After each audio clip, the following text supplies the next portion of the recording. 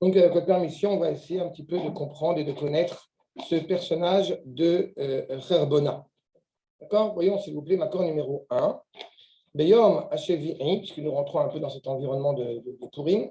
Beyom Hashevi'i, Ketov Lev Amelech, Beyahin, Emor le Meuman, Bista Kherbona, Bikta ou Ve Avgata, Zatar, Vekarkat Shivat Asarisim, Ameshotim, et Pene Amelech, Achashverosh. Vous avez la liste. Quand Achashverosh, n'est-ce pas, a fait son repas, le dernier repas des 7 jours, où il va demander, il va faire appel au bout du compte à Vashti, n'est-ce pas, comme expression consacrée, cette peau de vache, venir avec seulement une couronne sur la tête, alors il y a 7 conseillers qui sont à ses côtés, notamment Meuman ou Memouchan, c'est Aman. Il est prêt à enfreindre toutes les règles au bout du compte, juste pour se faire mousser, juste pour, au bout du compte, monter les échelons, tel un arriviste. Mais vous avez surtout, et c'est sur lui que je vais me consacrer, un personnage qui s'appelle Kherbona, qui fait donc partie. C'est bon, j'ai pris tout. Non, j'ai mangé, j'ai pris déjà. C'est super bon.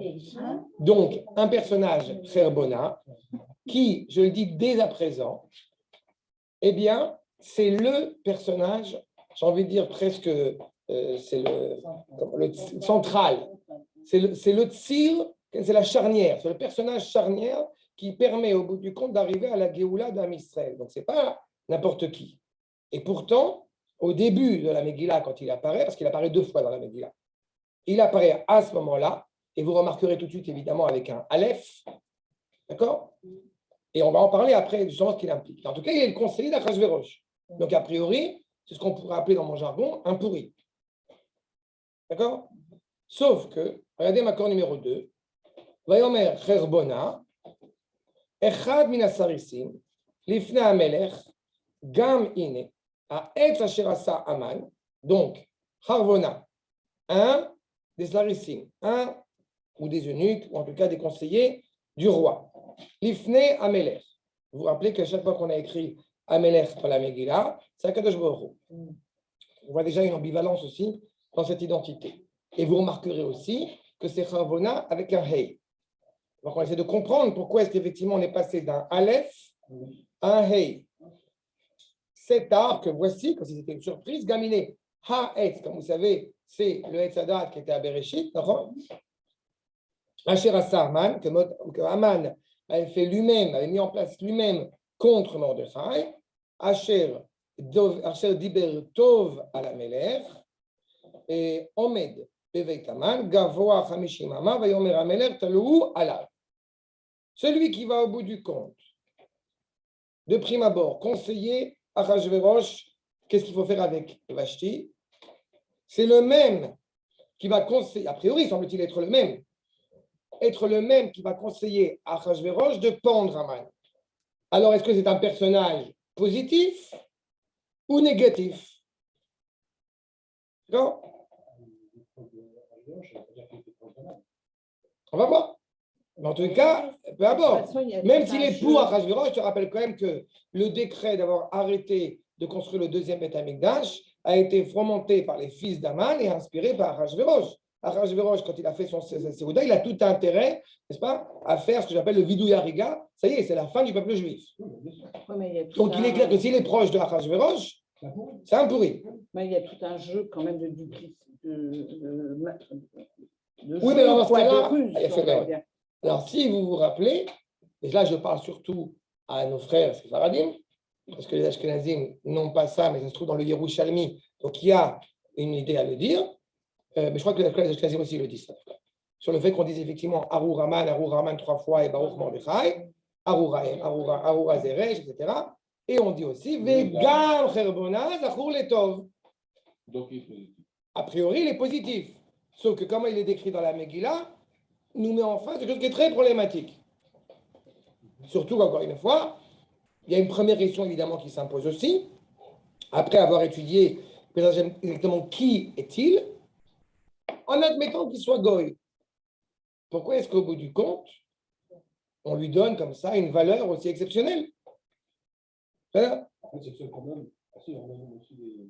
y en a plein d'autres que quand tu les as nommés, ils ont un nom, j'ai envie de dire un nom un peu caché. Par exemple, Daniel, il apparaît dans la Megillah. Daniel, c'est Atar. D'accord? Donc, tu as différents noms comme ça que quand tu grattes un peu, tu sais qui est-ce qu'il y a derrière. Sauf que là, Kherbona, on va voir. Pour l'instant, je dis on va voir. On va voir. Nous dit d'abord le Midrash. Je parlais beaucoup sur les Midrashim parce que ça nous permet de comprendre un petit peu ce qui est en train de se mettre en place. Donc, Echad Minasarisim, quel était son rôle? Chez Tafkidam, la vie à Anashim, l'Ifne Amelech. Donc, il est encore une fois l'entremetteur, celui qui organise la rencontre entre les gens et le roi. Ve'alach, Gam la vie et Vashti. C'est celui qui est allé au bout du compte amener Vashti devant le roi, n'est-ce pas, avec la couronne sur la tête. Avec, je répète, avec que la couronne sur la tête. Avec She'alach la vie et Aman, Shama et Avikuach. Et quand il est allé amener Aman au bout du compte, il a entendu la discussion qui est entre eux. Chez Aman, c'est-à-dire qu'il avait déjà entendu la volonté de Aman, n'est-ce pas, de pendre Mordechai. N'oubliez pas un tout petit détail, ça je l'ai rappelé dans le cours que j'ai fait hier justement, sur le fait que Aman a 365 conseillers. D'accord? Il a un conseil par jour.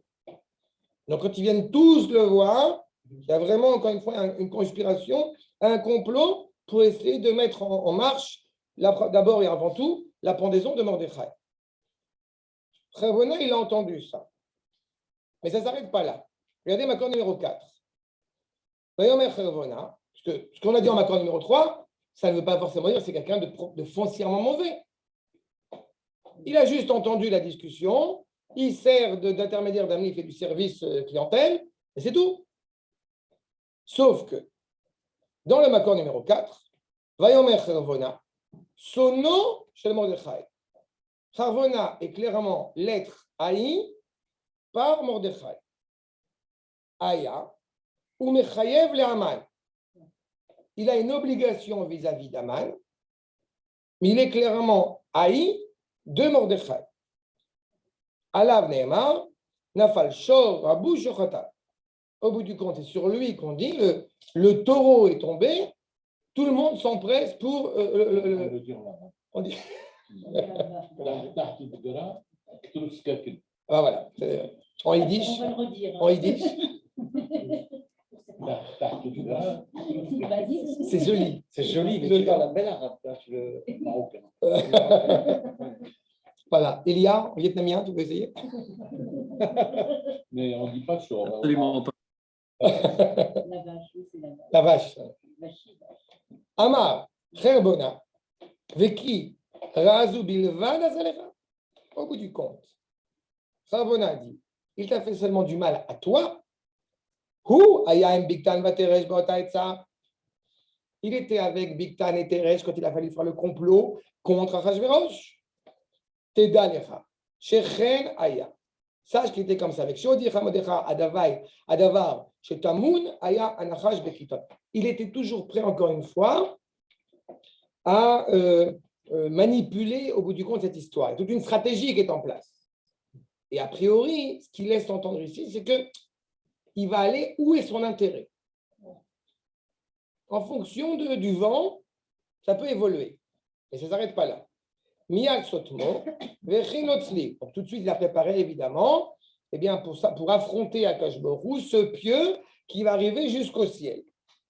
Vare ou Bebeik Shelaman, qui est dans la maison de Haman. Miyad Amar Ameler, Talhu, ala, pendez-le, Aodirtiv, Yashuv Amalo Berosho, Ve'al Kodkodo, Hamsu Yarad. Au bout du compte, qu'est-ce qu'on est en train de dire? Quand il a vu, a priori, qu'il avait intérêt, il ne supporte pas Haman, ni supporte Mordechai. Quand il a vu qu'il y avait un intérêt, semble-t-il, aller avec Haman, il va aller avec Haman. Quand il a vu au bout du compte qu'il va aller avec Mordechai, il va aller avec Mordechai. Double jeu. D'accord. A priori, pour l'instant, je ne suis que dans C'est théorie. la neutralité opportuniste comme ça existe On a en ouais. ce moment. Alors, il était double. Hein? Il était double. Attends, on a vu. Non, vous êtes loin du compte. Ah. C'est bien, ça veut dire que vous ne savez pas qui c'est. Vous savez pas qui c'est. Parce que c'est-à-dire que, voilà, vous êtes loin du compte encore. Ah bon. On va juste cacher. C'est pas. C'est bien, c'est bien. Bah alors, D'accord? Suspense jusqu'au bout. Donc, on ne sait pas qui c'est. T'as compris, Tzadik? Il a. Je m'explique. Assad nous dit celui qu'on appelle The commentaire sur la Megillat Esther. D'accord? c'est Manot Alevi. J'aime le citer parce que c'est un homme extraordinaire. Et vous savez qui c'est, même si vous ne savez pas qui c'est. Il s'appelle Rabbi Shlomo Alevi Al-Kabetz. C'est l'occasion pour vous vraiment de connaître ce nom. C'est dans la bande des copains du Ramak, Marion Bet Yosef. C'est la même bande. D'accord, c'est une bonne bande. Quoi. D'accord. Son beau-frère, c'est le Rav Moshe Cordovero. Il y a toute une. D'accord. Et il était, comme vous savez, il était à Constantinople, il est venu en Eretz Israël. Pourquoi vous le connaissez? Parce qu'il a écrit les Chadodi. Mais à part les Chadodi, il a écrit des commentaires exceptionnels sur Shira Shirim, sur la Megillat Ruth, sur la Galat Pessah. Bon, on est dans la Kabbalah, c'est exceptionnel. Et le fait qu'effectivement, ça s'appelle Manot Alevi, comme son nom l'indique, quand il s'est fiancé avec sa fiancée, il n'avait pas d'argent, il faut le savoir, il n'avait pas d'argent, et donc il a offert à son beau-père un commentaire sur la Megillat Esther. Le commentaire, il fait ça, hein, vous comprenez, mais c'est pas. Pour pouvoir se marier avec. Une sorte de Mishloach Achronot qu'il a amené aussi à son beau-père. D'accord? C'est un beau cadeau. C'est un beau cadeau quand même. Et on l'étudie.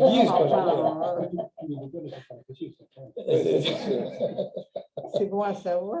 Il a apporté des gâteaux à sa belle-mère. C'est évident.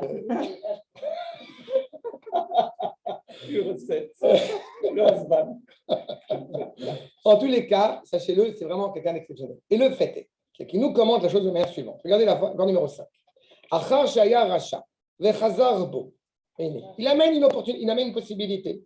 Il était effectivement problématique et il a fait tchouva.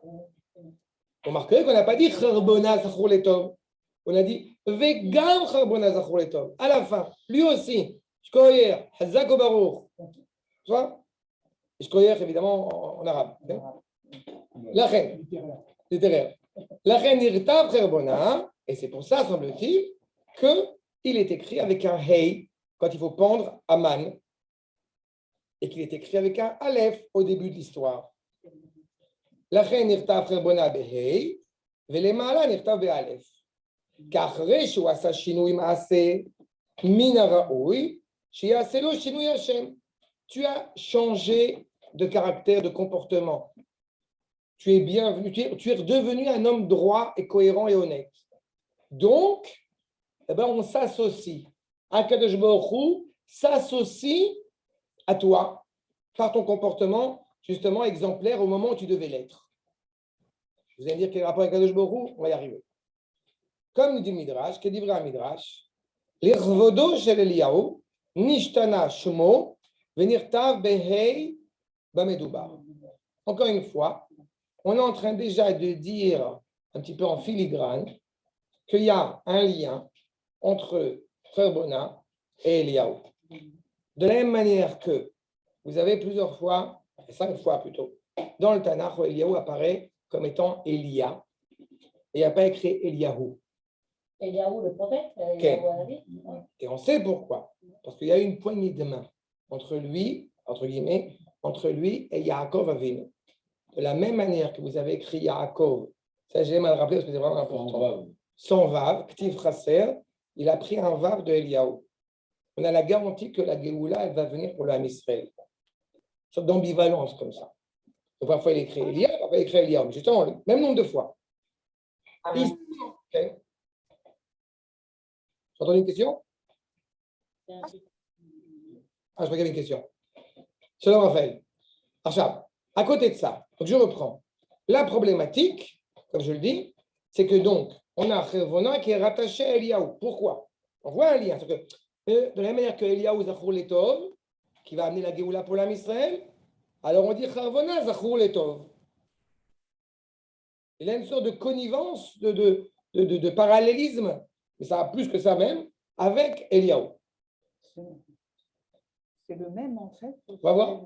C'est un peu étrange de dire que Chevona c'est Eliyahu. C'est la même que c'est étrange de dire que Chevona c'est Eliyahu. D'accord? Surtout, on va y arriver. Shaya Mesharet, Kol Echad Yomo. Parce qu'en fait, qu'est-ce qui se passe? Il faut se rappeler que chacun, il y avait des gardes, et chaque, c'est toujours un peu surprenant, chaque conseiller, chaque service, puisqu'il y a 7 au bout du compte, donc un par jour. C'est pas les 7 conseillers les plus proches d'Achashverosh. Donc, il se trouve que le 3e jour, c'était le tour de Ravona d'arriver. Donc, c'est bien tombé. Je répète, il est simplement a été la bonne personne au bon moment Et au bon endroit. et au bon endroit. Mais D'accord. pas bien. C'est pas le hasard. Non, la Sherlock Holmes. ça. Oh. Alors, écoute, cette écrite. C'était pas le cas. C'est clair? C'est exactement la problématique. Mais d'un point de vue extérieur, on a la bonne personne au bon endroit au bon moment. Ce qui nous dit Shaya Mesharet Kol Echad Yomo, chacun servait donc le jour opportun.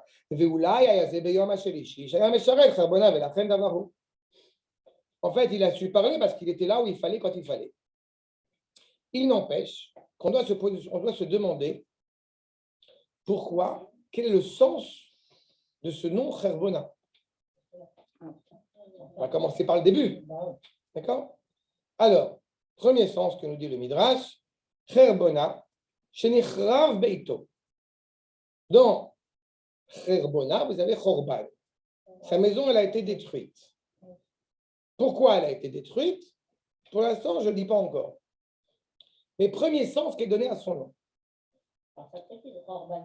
Non, pas Korban, Chorban. Ah, Orban. D'accord? La destruction. Ah, d'accord. D'accord?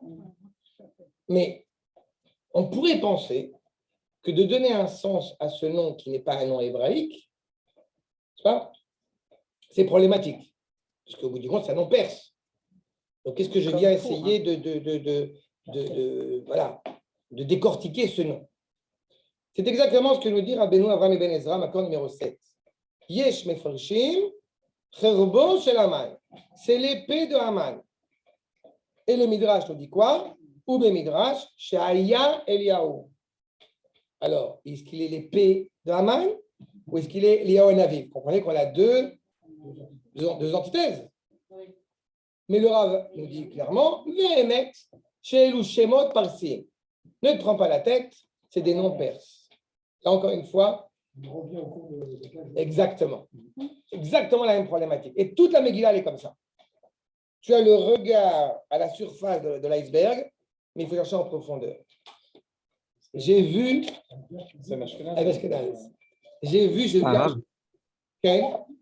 Haïm Efshar, est-ce qu'on peut faire une Akbala, un parallèle avec Moshe Rabbeinu, qu'aussi il avait un nom qui avait un sens en égyptien et un sens en Nachon. hébreu. Moshe, j'ai souvent rappelé le fait que ce que dit le natif et le rabbin Amozek notamment, sur le fait que Moshe signifie fils en égyptien et que la question de savoir effectivement il a été sauvé des eaux, ça aurait dû être à la base, ce que je dis avec humour, mais ce n'est pas un truc, ça aurait dû être à la base Shwingom, puisque son nom aurait dû être Mashouï. Donc, Shwingom. Et en fait, c'est Moshe, parce qu'il est justement Moshia. Il est acteur, il est actif. Tu vois? Donc, on ne peut pas se contenter de dire qu'il a été sauvé des eaux, parce que c'est un actif. Et d'ailleurs, le nom de Moshe, c'est Touvia, justement. Il fait du bien autour de lui, etc.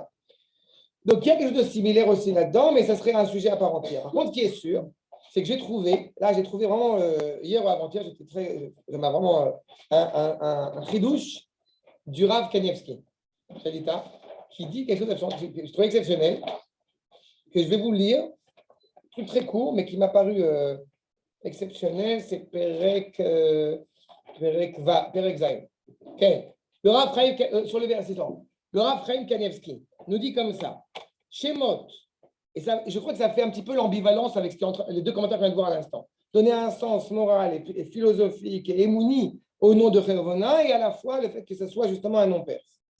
Nous dit le Rav Kanievski, Shemot, Anashim, Shemekoram, Beloazit, Yesh Lirshom, Bessiyum, Maot, Aleph. Ceux qui, au bout du compte, viennent sont étrangers, alors on met à la fin, justement, eh bien, leur nom, on les écrit avec un Aleph. Veilu Shemot, Shebelashon HaKodesh, Kodvim, Kodesh, Kodvim, Beot, Hei. Alors que ceux qui vont avoir, au bout du compte, un nom en langue hébraïque, on va mettre un Hei à la fin.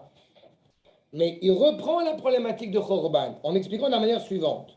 Quand au début il écrit avec un Aleph, c'est vraiment un Chorban. Mais c'est un Chorban justement qui est indiqué pour évoquer le Chorban. Et quand je dis le Chorban, je ne parle pas seulement du Chorban de Vashti qui est en soi une bracha, évidemment. Je parle surtout du Chorban du Beth Amikdash. Vashti étant la dernière, au bout du compte, descendante, n'est-ce pas, de Nebuchadnezzar. Donc elle disparaît totalement. C'est le Chorban de Vashti. Mais c'est le Chorban en revenant au Beth Amikdash. Alors qu'à la fin, quand on a justement de nouveau, c'est là où il est pendu Aman, on a de nouveau un Khorban. Mais c'est le Khorban avec un Hey, c'est le Khorban de Aman. C'est-à-dire que le Khorban de Aman amène, il est en parallèle, si je peux dire, avec ce qu'on appelle la Tekouma de Israël. La Tekouma de Israël. Quand Aman tombe, Israël se relève. Donc c'est avec un Hey désormais. Parce que ça met en évidence justement le lien entre Akadosh Baruch Hu et Am Israël dans cette dimension-là. D'accord? Ça, c'est un sens que j'ai trouvé supplémentaire qui me paraissait intéressant. On ne va pas s'arrêter là, évidemment. Regardez ce que nous dit le Midrash. Rav, par rapport à Bar Korba et Rabbi Akiva. Bar Korba, il n'a pas changé, on a resté avec un F, mais Rabbi Akiva, je sais que des fois, il est avec un C. Il y a une question par rapport aussi au Mekoubalim sur Rabbi Akiva. Par contre, sur Bar Korba, juste ça, rappelle-toi que Bar Korba, il y a toute une dimension sur le fait qu'il s'appelle Bar Koziva ou il s'appelle Bar Korba. Et là aussi, encore une fois, il aurait pu être le Mashiach, il ne l'a pas été malheureusement, puisque comme le Rabbi, il est décédé. C'est ça? Voilà. Justement, c'est pas gentil. Justement, parce que s'il aurait réussi, alors peut-être qu'on aurait changé avec un He. S'il avait réussi, Ouais. il est aujourd'hui avec un Hey. Mais bon, si on pouvait continuer. moi, non. D'accord? Ça fait 10 ans que j'ai fait la Lia. Mais malheureusement, le Ham Israël n'était pas prêt. Et la preuve, c'est que Bar Korba, il est mort au bout du compte de la piqûre du serpent originel, donc il n'y a aucune faute qui lui est reprochée. D'accord? Et le Ham Israël n'était pas prêt. Je te renvoie à Malach et Déod du Rav, évidemment, où il y a une explication là-dessus sur la valeur du dirigeant et la valeur du peuple. D'accord? Maintenant, poursuivons avec le Midrash. Écoute, Shimoni, accord numéro 8. Vayomer Cherbona. Amar Rabbi Chama Bachanina. Av Cherbona Aracha. Et comme il est précisé, même Cherbona, ce méchant, ce pourri, Beota Etza Aya. Il était présent. Regarde, on va toujours, pendant tout le cours jusqu'à la fin, on va être comme ça dans cet entre-deux. Jusqu'à Pessah. Non, jusqu'à la fin du cours. Jusqu'à la fin du cours, Non, là. mais parce que j'ai l'impression que il y a la notion de. Il y a un défi. Ce qui est vrai dans ce que tu as dit, c'est qu'il y a, c'est pas jusqu'à Pessah, mais il y a quelque chose qui est vrai dans ce que tu as dit. C'est le fait que quand on met bien en évidence que justement on fête Purim en Hadar Bet, parce qu'il faut que Purim et Pessah soient intimement liés. Donc oui, il y a une tension, il y a un défi permanent. Encore une fois, Hadar aurait pu être le dernier mois, et au bout du compte, eh bien, il est que la fin d'un cycle, le début d'un nouveau. Oui, en fait, est-ce que ça veut dire que le peuple juif, en fait, est intrinsèquement constitué de sa Géoula? C'est magnifique, ça. Non, c'est pas bien. Si, pas c'est bien. magnifique. Sylviane, c'est exceptionnel. C'est vraiment magnifique. D'abord, c'est vrai ce que tu as dit. D'abord, c'est tout à fait vrai. C'est magnifique. Et à chaque fois, de toute façon, je l'ai dit 15 milliards de fois, que je suis toujours très ému quand de voir ce que c'est. C'est vrai. C'est vraiment beau. C'est exactement ça. La dimension de Ham Israël, on arrive à la fin, on arrive à Kiryat Yam Souf, on arrive au bout du compte à la mer des joncs. Yam Souf, c'est la fin. Souf, c'est sauf. À ce moment-là, la mer, elle se déchire. Peu importe comment, mais la mer, elle se déchire. D'accord? C'est exactement ça. D'accord? On est constamment dans ce cycle-là, dans cette dimension-là. Et encore une fois, sur la Mais non, mais c'est tout à fait vrai. Et c'est pour ça que j'ai dit là que quand on parle de l'Ukraine, Gog ou Magog, par exemple, on s'en fout. Non, mais c'est pas pour toi, mais sur le fond, on s'en fout. Ce qui est important, c'est qu'est-ce qui, au bout du compte, qu'est-ce qui va faire avancer la Géoula d'Am Israël? Première réponse, vraiment la plus succincte. Malheureusement, bon gré, mal gré, première réponse, c'est 2500 juifs ukrainiens qui, sauf comprennent qu'il faut rentrer à la maison. C'est triste que ça se passe comme ça. Mais qu'est-ce qu'on peut faire? C'est fou. Ça se passe comme ça, c'est pas une question. Mais ça se passe comme ça. Pour et pourtant, ils n'ont pas compris. Ils ont eu des signes avant pour partir Oui, mais avant. ils viennent et donc. Je dois le rappeler encore une fois et maintes fois. Pas que ça. D'accord? C'est toute la problématique, encore une fois. C'est ça qui doit, encore une fois, nous orienter. C'est ça qui fait que Mordechai, je vous rappelle, est descendu de Babylonie en Perse. C'est comment mener, au bout du compte de front, les pérégrinations, le parcours historique pour, au bout du compte, faire avancer la Géoula d'Am Israël. Tout à l'heure, vous avez évoqué Nice. Ça m'a fait rappeler un livre qui s'appelle justement pourquoi est-ce que le Rambam, pourquoi est-ce que le Maïmonide, pourquoi est-ce que le Rambam est parti en Égypte. C'est un des premiers livres que j'ai lu il y a une vingtaine d'années de ça, écrit par un Rav qui s'appelle le Rav Harboun, qui était Rav en Aix-en-Provence ou dans ce coin-là là-bas, et en France, et il a écrit ça. Et il démontre que le Rambam, il est descendu. D'abord, il n'avait pas le choix parce que c'est Saladin qui lui a demandé de venir le soigner, mais surtout, il a accepté de descendre en Égypte, qui est un grave problème en tant que tel, mais il a accepté de descendre en Égypte pour mener un peu les filons et pour faire avancer la Géoula de Israël.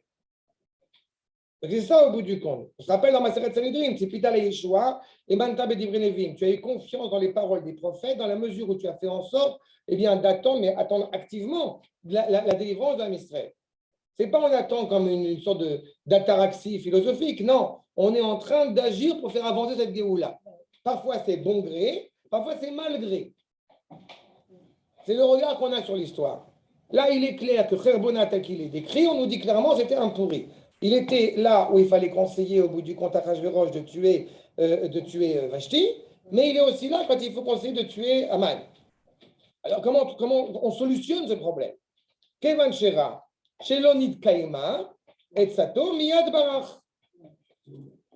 Maintenant, numéro 8. C'est pas par rapport à Vashti, c'est par rapport à Victal Vateresh. On a dit tout à l'heure qu'il était là avec Victal et Teresh. Quand il a vu au bout du compte que le complot contre Achashverosh n'a pas marché, alors il a fui. C'est ça? Ce qu'on le voit à la fin aussi. Comment le sait, ça, qui faisait partie des...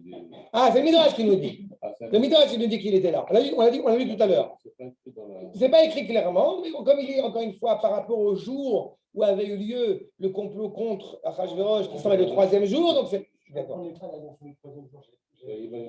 Il était là aussi là-bas. D'accord? Parce que c'est le troisième jour qu'ils ont mené. Donc, troisième jour, troisième conseiller, donc Kherbona. Il aurait très bien pu donc dénoncer le truc, mais ça veut dire qu'il faisait partie du... Il faisait partie du complot. Premier jour. Pirta, deuxième jour. Ce qu'on a dit là, Troisième jour, pardon. d'accord? Maintenant, s'il est présent pour conseiller de tuer Achashverosh, et qu'au bout du compte, comme on dit, ça n'a pas marché, d'accord? Sa volonté de détruire Achashverosh n'a pas marché, évidemment, il fuit. Et l'autre doit être pendu. Bictal et Teresh, ils sont tués. Et lui, il a réussi à fuir. Encore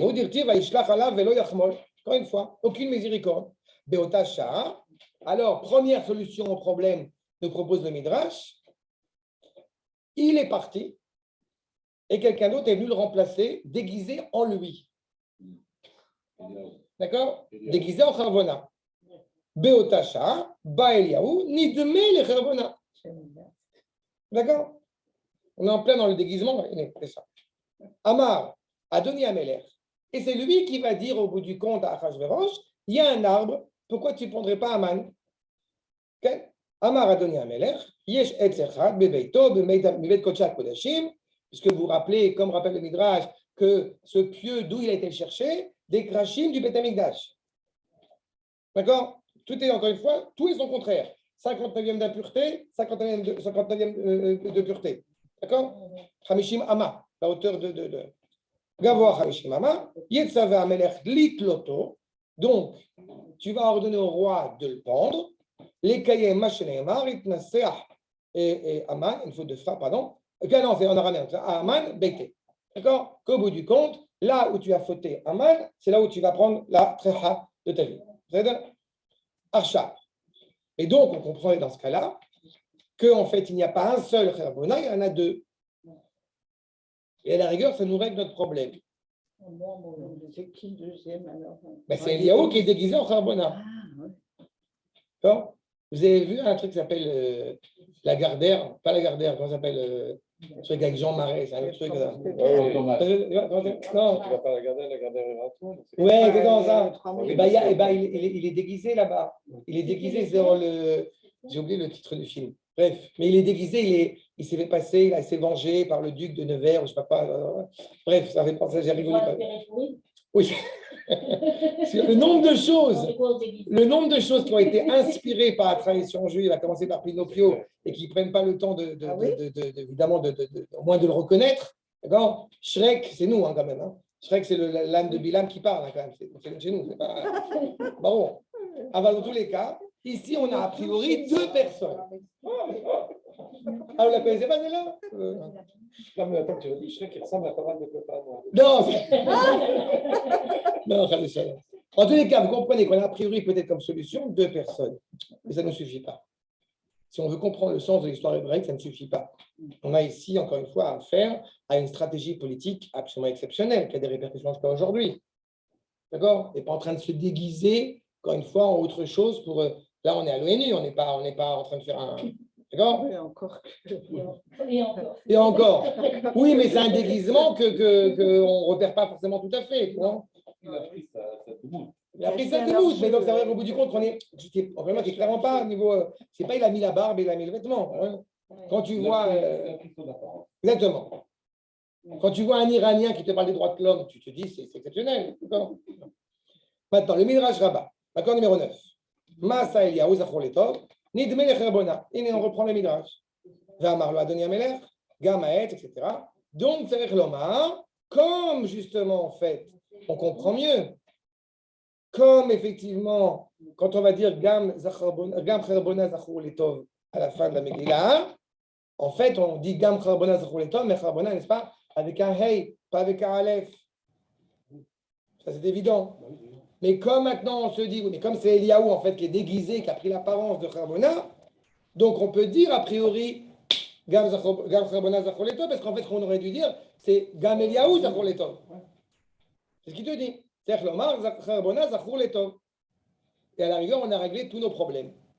Sauf que ça ne suffit pas, encore une fois, comme j'ai dit, on va aller un peu plus en profondeur, on va creuser encore. Regardez Rabbeinu Bechayem, accord numéro 10. Ve nikra charbona. Shtei tevot. Charbona. Keloma. Charbo ata. Il y a une ambivalence. Là, le Rabbeinu Bechayem, il va nous montrer que ce n'est pas au bout du compte deux personnes. Ce n'est pas non plus une personne qui a retourné sa veste, c'est un opportuniste. Quand on parle du peuple juif, et là oui, je te revois à ce qu'on a parlé il y a quelques semaines, qui dirige l'histoire? C'est aussi simple que ça. Exactement. Il y a un moment donné, il a agi de manière comme ça, parce qu'Akadosh Baruch Hu l'a indiqué d'agir comme ça. Et au moment où Akadosh Baruch Hu, donc Eliyahu Hanavi, eh bien, oriente l'histoire du peuple juif dans un autre sens, alors ça va se passer autrement. Il y a beaucoup de gens, quand ils attendent justement Eliyahu Hanavi, alors ils ont l'impression que, excusez-moi de la comparaison inappropriée, ce n'est pas le Père Noël, Eliyahu Hanavi. À la fin de la Haggadah de Pessah, on ouvre la porte, on vient écrire Eliyahu Hanavi. Alors, c'est une très belle coutume, mais quand on parle de Eliyahu Hanavi, quand on cherche un peu en profondeur de quoi on parle, eh bien, on parle du kibbutz Galuyot. C'est-à-dire que le moment où les pères reviennent en Eretz Israël, que les fils retrouvent leur père, on a Eliyahu Hanavi. C'est notre inspiration. Ce n'est pas forcément d'avoir quelqu'un, encore une fois, avec une barbe, avec un chapeau, une kippa sroula. Ah, si, une kippa sroula, pardon. Mais d'avoir devant les yeux. Il y a une sorte, encore une fois, d'orientation de l'histoire qui est mise ici en évidence. Regardez ce que nous dit le Rabbeinu Bechayé dans l'accord numéro 10. Donc, Charbona keloma charbo ata, et fichaya ata charbo shelaman. Il était au bout du compte, entre guillemets, son ange de la mort. Il était son épée, l'épée de Haman. Alze, Ibrou Chazal, Charbona, Eliyahu, Vakavana, Nidmelu Eliyahu, Bedemut Charbona, Nidme. On a l'impression, au bout du compte, que c'est Eliyahu Charbona, justement. Aïchad Minasarisin, Baya Eliyahu, le Mordechai, ou Malach Hamavet, le Haman. En fait, il n'a pas changé. Il est Malach Hamavet.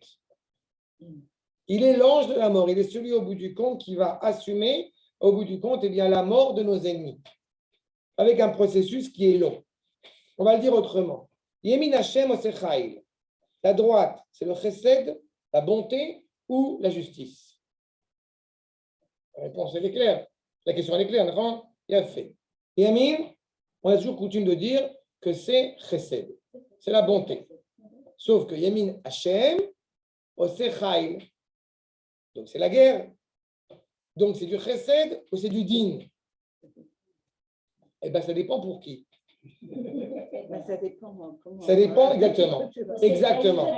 La guerre. Il fait l'armée. À Kadosh Baruch Hu, il donne encore une fois, la tréha à ceux qui le méritent. Sous-entendu, les nations. Pour nous, c'est un chesed exceptionnel. Pour les goïms, c'est évidemment le din. À part Stan et Laurent, vous vous rappelez le soir de Seder, qu'est-ce qu'on fait? Je dis à part Stan, non, parce qu'ils le font de manière beaucoup plus cultive, beaucoup plus fine que nous. À savoir, vous vous rappelez, ils mettent avec le petit doigt, vous oui, pas le petit doigt? Ah oui, comme ça. Ah, vous faites aussi. Ah non, excusez-moi, non, j'ai simplement, on va pas rester.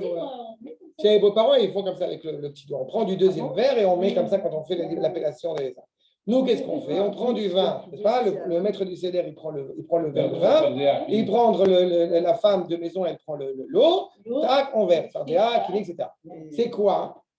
L'eau, c'est le chesed. Le vin, c'est le din. Ça nous rapproche de Pessah un peu. Oui, mais c'est quoi au bout du compte? On est en train de mettre en évidence à chaque plaie, on est infiniment reconnaissant vers Akadosh Baruch Hu du chesed qui fait à notre égard et en parallèle du din qui fait avec les nations. Donc, Eliyahu Hanavi, il est exactement cette dimension-là. Certains vont croire qu'il dit du mal de Ham Israël. J'ai vu 2 midrashim qui sont absolument exceptionnels sur ce propos. On a Eliyahu Hanavi qui est dépeint comme celui qui a dit du mal d'Israël. Alors, par conséquent, eh bien, il sera, entre guillemets, puni d'être à toutes les britotes, n'est-ce pas, à toutes les circoncisions des enfants d'Israël. Premier midrash. Deuxième midrash, j'ai vu exactement l'inverse, à savoir, Eliyahu Hanavi aime tellement Am Israël qu'il a demandé à Kadosh Baruch Hu qu'il n'y ait aucune brite qui se fasse dans l'Am Israël sans sa présence. Vous voyez à quel point on a 2 idées contraires. Mais encore une fois, on est chez Akadosh Baruch Hu. Donc, si on est à Kadosh Baruch Hu, on n'a pas 2 idées. On a une seule idée au niveau du projet divin qui se développe au niveau de l'être humain avec 2 facettes. D'accord? Pinchas, c'est quelqu'un de bien ou quelqu'un de pas bien? Oui. Je rappelle Pinchas, aïeul, ancêtre, n'est-ce pas? En tout cas, il a les vertus et les qualités qui lui sont rattachées de Eliyahu Hanavi. Pinchas, un homme bien ou un homme pas bien? Oui, mais justement, ça fait d'un côté, évidemment, c'est vrai. Mais de l'autre côté, qu'est-ce qu'il a fait? Il a tué Zimri, comme son nom l'indique, Zimri, fils de Salo, et sa femme. D'accord? Pas sa femme, sa gueuse. D'accord? Le fait est, la Midianite. C'est qu'au bout du compte, il a commis un assassinat qui est parrainé, qui est, encore une fois, béni, honoré par Akadosh Baruch Hu lui-même. Il y a des liens qui sont demandés par Hachem. Metsuyan. Mais vous allez voir que je ne me suis pas éloigné du sujet. Il a pris donc son épée, Romar, Cherev. Cherev. C'est Romar, mais on va dire Cherev. C'est dans le même sens qu'on va voir maintenant. Regardez ce que nous dit, s'il vous plaît, Makor numéro 11. Le petit-fils, n'est-ce pas, de Rabbi Nachman. Degel Machane Ephraim. Gam Cherbona Zachor Letov. Ita Katouv. Bekavanot Cherbona, dans les intentions donc, de Cherbona, que Cherbona, c'est en Gematria, Eliyahu Pinchas, Imaotiot va Kolel. On prend toutes les lettres de Eliyahu et de Pinchas et on fait ensemble que ça représente. Bref, on arrive à Eliyahu Pinchas, Cherbona. On est en train de faire un lien encore une fois là-dessus. Viesh Loma Remez Leze, chez Shayar Cherbona, Bechinat Eliyahu Pinchas, parce que Cherbona a donc les qualités de Pinchas et de Eliyahu, qui est doigt. C'est avec un Hey, bien sûr. Oui. On dit toujours Pinchas ou Eliyahu. D'accord, mais ça c'est un autre cours. J'ai fait un cours là-dessus. Non, en tous les cas, il y a c'est pas du tout évident que Pinchas soit Eliyahu au sens pas par un problème de chronologie. C'est pas du tout évident que Pinchas soit réellement Eliyahu parce que Eliyahu n'est pas Cohen. Apparemment, il appartient à la tribu de Gad. Donc, c'est pas du tout évident. En tous les cas, il y a des qualités qui lui sont retrouvées. Et c'est un sujet, encore une fois, à part entière. Oui, non, mais j'ai pas dit le contraire. Ce qu'il faut comprendre, c'est Pinchas ou Eliyahu. Ramban, il dit que Pinchas est Eliyahu. C'est un autre sujet. Eliyahu ou Sar Pakid, Al Besorot Tovot. Quel est le rôle essentiel de Eliyahu? C'est au bout du compte d'annoncer bon gré, mal gré. Quand je dis bon gré, ça veut dire allez, Allel, Ayom Ha'atzmaut, on s'éclate, on est content, ou une petite guerre par-ci, une petite guerre par-là, avec un seul objectif, le bien de l'Am Israël. D'accord? Il faut toujours être conscient de ça. La finalité, elle est, je reprends une très belle expression, elle est inaltérable, elle est irréversible. Elle est automatiquement positive. Mais positive avec des complexités ou positive directement positive. Eliyahu, son rôle, c'est ça. Lachon, dame, mefaket paki, donc bref, donc justement, il est celui qui annonce ça, Aïnou, kol besorotovot, toutes les bonnes nouvelles, knu simbo, toutes les bonnes nouvelles sont inscrites en Eliyahu. Je reprends la bride de tout à l'heure. Ça, c'est pas chouette, quand j'ai reçu cet enseignement il y a des années du Rosh Hashiva, c'était exceptionnel, sur le fait que on voit que dans les communautés ashkénazes, alors on fait Shema Israël et on ne chante pas forcément beaucoup, tout ça. C'était plutôt attristant à peu près, a priori, alors que chez Sfaradim, c'est très joyeux. D'accord? Et on sait la différence entre les deux. Dans le monde séfarade, dans le monde arabe, les Arabes, ils venaient voir si le brit il avait été bien fait. Donc il n'y avait pas de danger. Au contraire, ils venaient vérifier qu'on avait bien fait le brit. Sur ce point, il y avait d'autres dangers dans d'autres domaines, mais pas sur celui-ci. Dans le monde chrétien, évidemment, à chaque fois qu'il y avait un brit, c'était la vie du Ham Israël qui continuait à subsister, ce qui évidemment est un gros problème pour la chrétienté. Donc, ce n'était pas sûr que le gosse, le pauvre, il puisse mourir avant sans avoir le brit, quoi. Ils avaient massacré déjà toute la communauté. Bref, ça nous renseigne sur deux aspects de Ham Israël. L'un, on est profondément fier d'être Ham Israël. De l'autre côté, on est prêt à faire un don de soi exceptionnel pour continuer à faire perdurer cette identité. Première leçon de Emouna d'un bébé à 8 ans. À 8 jours. D'accord? Oui. À 8 jours. Il y a cette identité-là qui est justement rattachée à Eliyahu. Il peut y avoir des difficultés, il peut y avoir des épreuves, mais Eliyahu nous assure, là, encore une fois, le dénouement positif. Comme j'ai dit dans l'intitulé de mon cours, le fondamental, charnier, pour le dénouement inexorablement positif d'un Israël. Ça, c'est Eliyahu. Et par conséquent, c'est Charbona. Achab. Et pas Charbona à la fin, pour reprendre la remarque de Charbona avec Aleph ou Hey. Charbona tout le temps. Seulement, c'est un processus. C'était aussi pour le bien Israël. Au bout du compte, oui. Au bout du compte, oui. Mais jamais au grand jamais, je ne suis, comme je le dis souvent, jamais au grand jamais, je ne suis pas chrétien. Jamais je suis en train, au bout du compte, de cautionner la souffrance. D'accord? Il y a aussi chez nous les frères Chabad, les Nachman. Ils disent ça. Non, Bon, peu importe. pas Rabbi Nachman en tout cas. Pas Rabbi Nachman. D'accord? Non, mais pas bon. Pas la Torah, pas les Chachamim. Non, mais quand je dis la Torah, y compris les Chachamim, y compris les Chassidim. Exactement. Exactement. D'accord? Achab, nous dit le Rav. Donc, Bessura, ligne 4, ligne 3, pardon. Quand je m'évasser Bessura Tova, Nitlabesh bo Eliyahu.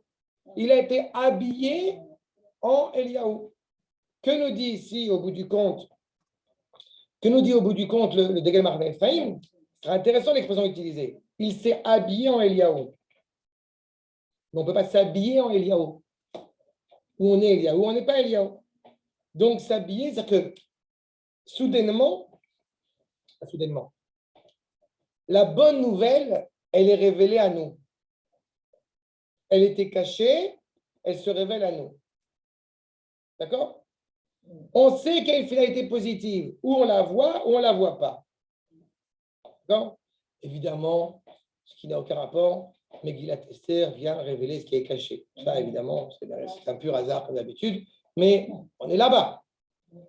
Donc, il s'habille en Eliyahu, il est déjà Eliyahu, mais il s'habille en Eliyahu Zacholetov, que maintenant tu le vois, c'est visible aux yeux de tous. Donc, il y a les deux pour pouvoir être révélés. C'est les deux dimensions qui sont au bout du compte, d'un point de vue du créateur, qui n'en sont qu'une. D'un point de vue de la créature, elles apparaissent comme dualistes. D'un point de vue du créateur, elles n'en sont qu'une. C'est tout dépend, encore une fois, du référent. Akadosh Baruch Hu est un. D'accord? Donc, il englobe tout. Comme j'aime à le dire ces derniers temps, Igeret. La Megillah est appelée Igeret. Igeret, c'est quoi? Non, c'est le sens grammatical. C'est une lettre. Mais ça va plus loin que ça. Nous rappelle le Ramchal que Igeret, c'est Ogeret. Elle englobe tout. C'est une Igeret, justement, dans la mesure où elle englobe toutes les dimensions.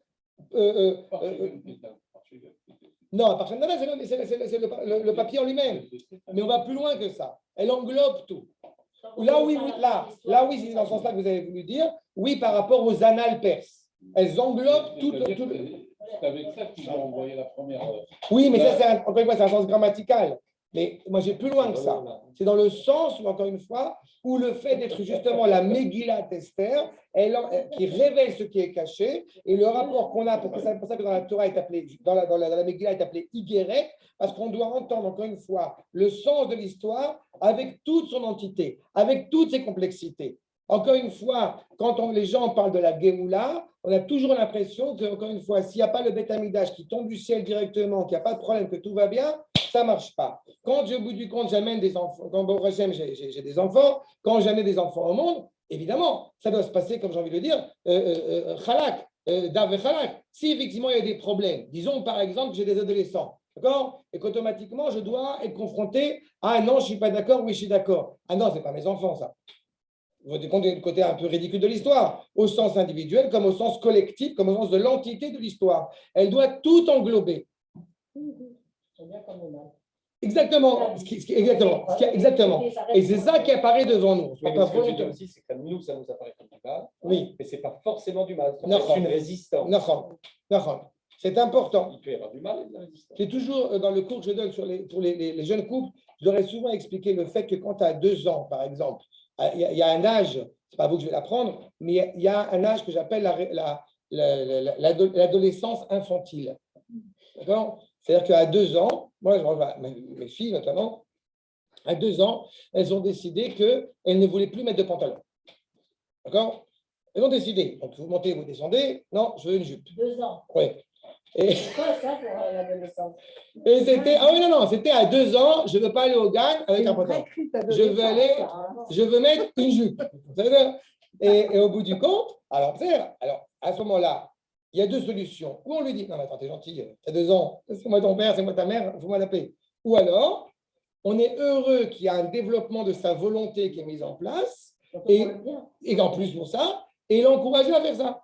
Dans la même anecdote, entre parenthèses, dans la même lignée, ma femme, elle a fait la remarque parce que quand elle était toute petite, elle, justement pareil, 4-5 ans avec le GAN et tout ça, elle voulait mettre des collants pour aller au GAN. Et nous, on ne prend pas d'avoir des collants sous la jupe. Mais ma fille, elle voulait mettre des collants.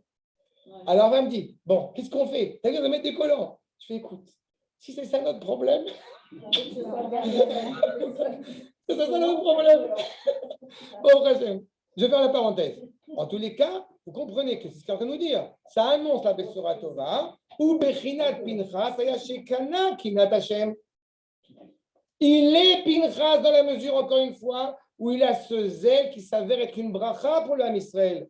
Mais extérieurement parlant, c'est du zèle, et du zèle n'est pas forcément une chose a priori positive. Donc, Kinat Hashem Tsevaot, Veine, Shtei Bechinot. Peut-être j'ai besoin de le rappeler.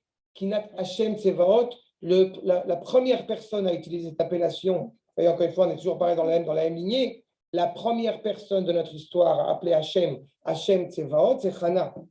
N'est-ce pas? C'est la mère de celui qui a fondé la royauté d'Israël. D'accord? Si vous pensez que c'était Chaya Mishka, non. C'est Chana. D'accord?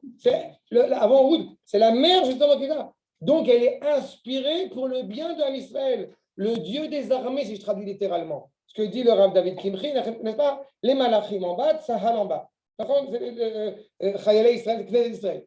Donc, le peuple juif en bas, les malachim en haut. C'est pour ça que c'est Hashem Tsevaot, c'est double. Donc, il y a une inspiration, encore une fois, pour le processus complet et accompli du peuple juif. Dans cette ambivalence, dans cette dualité. Veine, shte bechinot elu, asa cherbona, befam achad, bema shamar ine ha'etz. Charbona qui englobe donc ces deux dimensions. On a dit c'est Chorban. C'est Chorban de quoi? L'une, quand il faut dire voici l'arbre où on va prendre Aman, comme s'il était Eliyahu Pinchas, cette implication-là.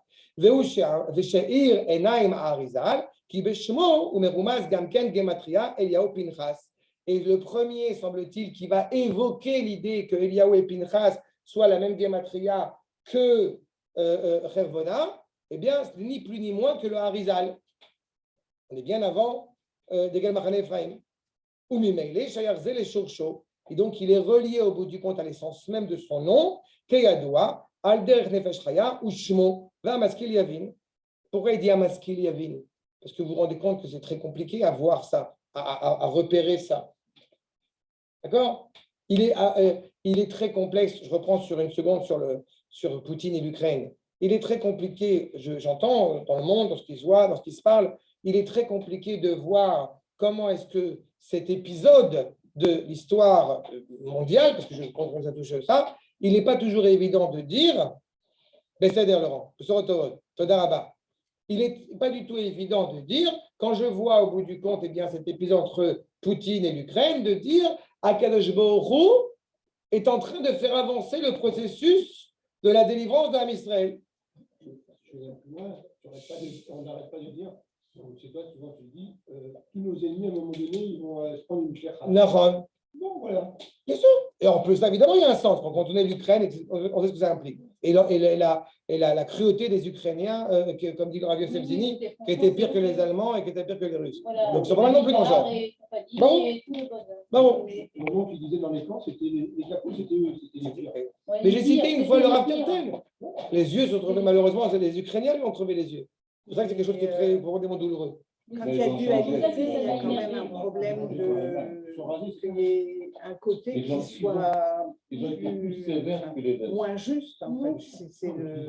J'ai pas entendu, excusez-moi, je n'ai pas entendu. Ils n'ont pas changé. Il y avait des drapeaux nazis il y a encore moins de 10 ans de ça. Laisse tomber. C'est pas très clair, mais quand on a une dualité comme nous, on peut avoir et qu'on revendique, c'est pas évident d'être équilibré. Enfin, bien sûr. On peut aller vers un malaise. Mais tu as tout à fait raison. Tu as tout à fait raison. Bien sûr. C'est pour ça qu'on va chercher l'adresse. C'est pour ça qu'on va chercher la réponse. Tu sais, dans la manie, peu importe ce soit des bonnes ou des mauvaises réponses, mais dans la démarche que font un certain nombre de juifs, quand ils veulent essayer de comprendre au bout du compte un épisode historique, c'est d'aller voir les rabbins. Et même si parfois certains ne sont pas habilités à donner la bonne réponse, ça c'est un problème à part entière, il n'empêche que cette démarche-là, elle montre bien qu'un juif a très bien compris au bout du compte où est l'adresse, où trouver la réponse, où aller chercher la réponse. Ça, ce n'est pas d'aujourd'hui. On le sait pertinemment. Comment est-ce que Moshe, il se fait accepter par le peuple quand on descend, quand on est en Égypte? Pas shoot. Parce que les Chachmei Israël, ils ont dit, c'est lui. À chaque génération, les Chachmei Israël ont été et sont Aînés Aïda. Ce sont les yeux du peuple. Donc, quand les Chachmei, ils ont dit, ça y est, on s'en va, ça y est, c'est la Géoula, hop, on suit le mouvement. D'accord? Donc, c'est vraiment dans cette problématique-là. Mais tu as tout à fait raison. Sans ça, on est perdu. On est perdu. On n'est pas perdu, mais on se sent perdu. Ça a tout à fait dans la problématique. Pour reprendre l'exemple de montrer le chemin de c'est ça. D'accord. Mais il y a une question, si tu me permets, il y a une question malgré tout qui demeure, qui me paraît importante, puisque justement, on n'est pas des Mekoubalim, Maskil Yavin. On est encore une fois le simple mortel, il ne comprend pas tout ça. Et donc, se pose la question, qui est quand même assez dure, Imkol Akavod. Frère Bona, il a fait quelque chose de bien, nous, comme on le voit, notre regard à nous, sans l'apparition de notre reine pour nous expliquer tout ça, on voit Frère Bona, c'est-à-dire, qu'est-ce qu'on est en train de louer Frère Bona? Imkol Akavod. On ne va pas commencer à dire Trump, Gematria, ma chère Ben David. D'accord? Je ne sais pas si c'est Trump avec un tête avec un... ou avec un cas. Exactement. Mais justement, cette question-là, il y a un chacham qui va exactement, enfin, sur Trump. Mais cette question-là, effectivement, une colle à Kavod, il y a un Chacham, je laisse la poser. C'est le Maharal. Regardez, s'il vous plaît, Makor numéro 12.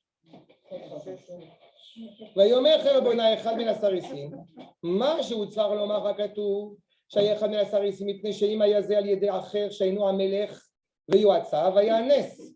Si au bout du compte, ça ne s'était pas produit par un des conseillers du roi, alors on aurait eu, j'ai envie de dire, un miracle, mais un miracle au sens révélé, c'est au-delà de l'ordre de la nature. Là, quand on est en Perse, tout se passe comme si a priori, tout se passe de manière le plus naturelle possible. Donc déjà, nous donne une première réponse intéressante, le Maharal. Il fallait que ça se passe selon l'ordre de la nature. De voir la présence d'Akadosh Baruch Hu quand on a traversé la mer, Zeili Van Veu, j'ai presque envie de dire, ça c'est facile. C'est pas facile, mais d'accord. Mais de dire, je vois la présence d'Akadosh Baruch Hu dans la réalité naturelle, dans le monde tel qu'il est agencé, c'est plus compliqué. Et c'est ça qu'on apprend justement à Pourim. C'est plus compliqué, mais pourtant c'est tellement plus proche de nous. Oui, mais c'est beaucoup plus compliqué. La preuve, c'est que tu vois bien que, malheureusement, par exemple, alors que c'est maintenant déjà plus d'une centaine d'années que la Géoula... Autour de cette table, Non, mais tu as raison. on Mais est tous émerveillés en permanence de... On est tous émerveillés parce qu'on est au cœur, encore une fois, où tout se passe. D'accord? Mais pas tout le monde le voit. Non, mais c'est vrai, il y a plein de ceux qui ne sont pas optimistes, qui sont toujours dans la négative, ceux qui sont négatifs, ils ne sont pas présents partout. Au contraire, ils te disent non, regarde ce qui arrive. Non, tout côté négatif à chaque fois, sans dire c'est sûrement pour le bien. On doit passer par là pour arriver à mieux. Mais il y a une réflexion. Ouais. Ah, ça, en tout cas, il dit que, clairement que c'est donc Ali Danes, Otoaïch, Asheria Atz le Melech la Asot, donc il lui a conseillé d'agir de la sorte, Vekilu Loya Geoula, comme si au bout du compte, eh bien, la Geoula ne s'était pas déroulée grâce à Esther, n'est-ce pas, Esther Amalka. De manière un peu détournée. Maintenant, il est évident que ça, ce n'était pas envisageable. Nicole Akavod, on n'a pas dit Megillat Charbona, on dit Megillat Esther. D'accord? Non, mais, d'accord? Eino Raouli Odavar Sheu Shayach El Geoula. Chez Loalia Aya Ali Esther. Encore une fois, la Géoula, c'est Esther. D'abord et avant tout, c'est Esther. Mais il y a différents acteurs comme ça, orientés, agencés, encore une fois, par la parole divine, par le souffle divin qui anime Esther, n'est-ce pas? Avec-il Bash Malchut, elle a le souffle d'expression de sainteté qu'elle a en elle. Donc, Lo Velechach, Lo Aya Ali de Echad Mina Yoatzim, donc c'était clair, pas par un des conseillers. Asher Amelech Shoel Etzato, Rak, quand le Maharal dit Rak, ça veut dire Ella. Donc, même si c'est lui qui a mené un petit peu cette barque de la manière suivante, il n'empêche qu'il n'en demeure qu'un des ministres et pas autre chose que ça. Comme j'ai dit tout à l'heure, c'est un second rôle. Et c'est pour ça d'ailleurs que je répète, on ne dit pas Cherbona Zachor Letov, mais Vegam Cherbona Zachor Letov. Le Vegam, il est très important ici. Parce que le Vegam, c'est qu'il implique un aussi par rapport à tout ce qu'il y a eu avant. Chazal, entre parenthèses, c'est toi qui évoquais Moshe tout à l'heure? Non, c'est Raphaël qui parlait de Moshe tout à l'heure, sur le fait qu'il ne fallait pas que Vegam, Gematria, Moshe. C'est ça? Je rappelle quand même que Purim, c'est la réception de la Torah orale volontairement. Donc le Vegam, Cherbona Zachor Letov, sous-entendu, c'est grâce à cette restructuration de l'Am Israël qui accepte la Torah exprimée déjà par Moshe, qu'il y a ce miracle en train de se produire naturellement. L'Am Israël retrouve son authenticité. Il retrouve son authenticité par l'écriture. Par l'acceptation de la Torah orale volontairement. La Torah de Moshe, elle était double, comme tu le sais, la Torah écrite, la Torah orale. La Torah écrite, on l'a reçue pleinement et Naaseh Benishmar. La Torah orale a été donnée de manière imposée. Jusqu'à Purim. À Purim, on accepte cette Torah avec, encore une fois, la meilleure des volontés. Donc, il y a déjà aussi une allusion aussi dans ce Vegam. Okay. Après, il faut se poser la question de, en sortant ce personnage de la Megillah, comment la Megillah peut tourner, quoi. Parce qu'en fait, tu dis, ça, il fait partie quand même du processus, mais c'est Eliaou. Voilà. Oui. Le Mashiach, Eliaou, il n'arrive pas avant le Mashiach. D'accord? Le Mashiach, il arrive, il met la structure en place, Et Eliaou, c'est le souffle qui va donner vie à cette structure. Donc, il est très important. Mais Eliaou, ce n'est pas le Melech. D'accord? Mais ça s'appelle la Megillat d'Esther. D'accord. Mais le rôle d'Esther, hein, il est évidemment crucial. En tout cas, moi, c'est comme ça que je le ressens. Tout à fait juste. Mais après tout ce qu'on raconte là, on a l'impression. Parce que j'ai mis le focus. J'ai mis le focus sur Rabona, oui, puisqu'encore une fois, il apparaît à deux moments charnières. Charnier. Il arrive à deux moments charnières. Ah oui, charnier, c'est bien. Il arrive à deux moments charnières. Mais, encore une fois, c'est pas. Il arrive là. Il arrive là quand il faut que Vashti s'en aille pour que Esther arrive, et il arrive là quand il faut, au bout du compte, mener la barque pour amener la Géoula d'Israël. Est-ce que Esther, c'est elle qui a le souffle divin? Les autres sûr. sont. Et Mordechai qui la pousse. Bien sûr. Bien sûr. Et on va arriver justement à Esther et Mordechai. Je répète, toujours regardez l'histoire. On va le voir après avec le Makor 13. Mais toujours regarder l'histoire avec l'angle, qu'est-ce qui est bien pour l'âme Israël? En quoi tout ça contribue au bout du compte à la délivrance d'âme Israël? C'est notre seul regard. Et pas de manière ethnocentriste, mais on l'a déjà dit plusieurs fois. Parce que le cœur doit fonctionner comme il se doit. Ce n'est pas une question de bien et de mal, c'est une question de bien pour l'âme Israël. Exactement. Et comme c'est bien pour l'âme Israël, ça va s'avérer profondément positif pour le reste de l'humanité. Pas que pour l'humanité, d'ailleurs, pour toute la création tout entière. On va arriver à ça. Regardez la suite. Donc, ligne 23, pardon. Dans les Taklal, Amour Yerushalmi. Dans la Gemara de Yerushalmi. Chez Gamken, Tzarech Lomar, Vegam Charbona Zachor Letov. Et vous voyez, toute cette expression de dire qu'il faut dire Vegam Charbona Zachor Letov, c'est encore une fois d'Afka dans le Talmud qui a été produit en Eretz Israël. Quand on vient d'exil, alors, justement, notre regard sur l'histoire est un regard qui est assez, j'ai envie de dire, tranché. Quand on revient en Eretz Israël, qu'on se construit en tant que nation, il y a une certaine perplexité, il y a une complexité de l'histoire, la politique, on voit bien comment ça se passe, qui est impliquée là-dedans. Et c'est un petit peu ce que nous dit en sous-jacent, Davka dans la Gemara de Yerushalmi, où justement tu vas dire Vegam Charbona Zachor Letov. On n'a pas dit dans le Bavli qu'il fallait dire Vegam Charbona Zachor Letov, mais on dit dans le Yerushalmi qu'il faut dire Vegam Charbona Zachor Letov. Parce qu'ici, on comprend la complexité de l'histoire. Parce qu'ici, on comprend que justement, la Géoula, elle n'est pas, comme on dit, Chad vechala, qu'elle n'est pas tac, on a fini. D'accord? Vénéré. J'ai du mal un peu. Quelle différence c'est entre les deux? Le Talmud de Bavli, il est écrit à Bavel. Le Talmud de Yerushalmi, il est écrit en Eretz Israël à Tibériade. La différence entre les deux, je vais te donner un exemple très clair. La différence entre les deux, c'est que Mordechai, selon le Bavli, il est le Rosh HaSanhedrin. D'accord? Selon le Yerushalmi, il est chef d'état-major. Oui. C'est merveilleux, évidemment, c'est merveilleux. Mais c'est toujours en aramite. Ça reste en aramite. Mais il n'empêche que la dimension d'Eretz Israël, la dimension, j'ai envie de dire, sioniste du Yerushalmi, elle est beaucoup plus forte dans le Yerushalmi que dans le Bavli. Je n'ai pas dit que les Chachamim de Bavel n'aimaient pas Eretz Israël. Ce n'est pas là du tout mon propos. Je dis qu'on voit où ils ont mis l'insistance. Non, ils ont mis l'insistance. D'accord? Ils ont insisté sur ce point. Et pourtant, c'est le Bavli qui est étudié. Parce que c'est ce qu'on a dit pendant 2000 ans. J'ai pas dit qu'il fallait dire que j'ai le Bavli. Mais les deux sont intéressants. Les deux sont importants et se complètent. Pardon? Surtout, il y a plus de livres. Tout a été retrouvé dans le Bavli. Le Yerushalmi, il y a certaines matières qui ne sont pas très retrouvées. Mais c'est le même Talmud. C'est le même Talmud. Avec des nuances, encore une fois, dans le sens. Non, mais c'est le même. C'est-à-dire. Les textes ne sont pas les mêmes. Ça, oui. Le Rav Zini est en train d'écrire un livre dessus, non? Le Rav Zini a fait un livre dessus, et surtout sur la pandémie que j'évoquais de Mordechai et de Esther. Dans le Het Serez, le Rav il a tout un article là-dessus où il montre bien la personnalité de Mordechai avec les nuances entre le Bavli et le Yerushalmi. Voilà. Mordechai, il mène la guerre. On le sait. Ça, c'est dans le Yerushalmi. Avant la Megillah. D'accord? Vous vous rappelez avec la sandale qui montre avec le contrat de Haman qui est esclave. Ça, c'est Yerushalmi. Il est embarqué dedans. Non, Mordechai, il faut relire les trucs sur la Megillah. Est-ce que Mordechai, à chaque fois que Haman, il est très orgueilleux, très fier. C'est pas ce que j'ai dit hier.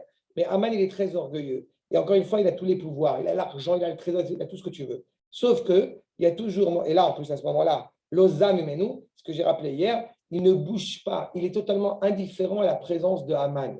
Au début de la Megillah, à chaque fois que tout le monde se lève, il s'assoit. À chaque fois que tout le monde s'assoit, il se lève. Je parle de Mordechai. Au début de la Megillah, à chaque fois que tout le monde s'assoit, par respect pour Haman, lui il se lève. À chaque fois que tout le monde se lève, il s'assoit. Il est en plein là-dedans.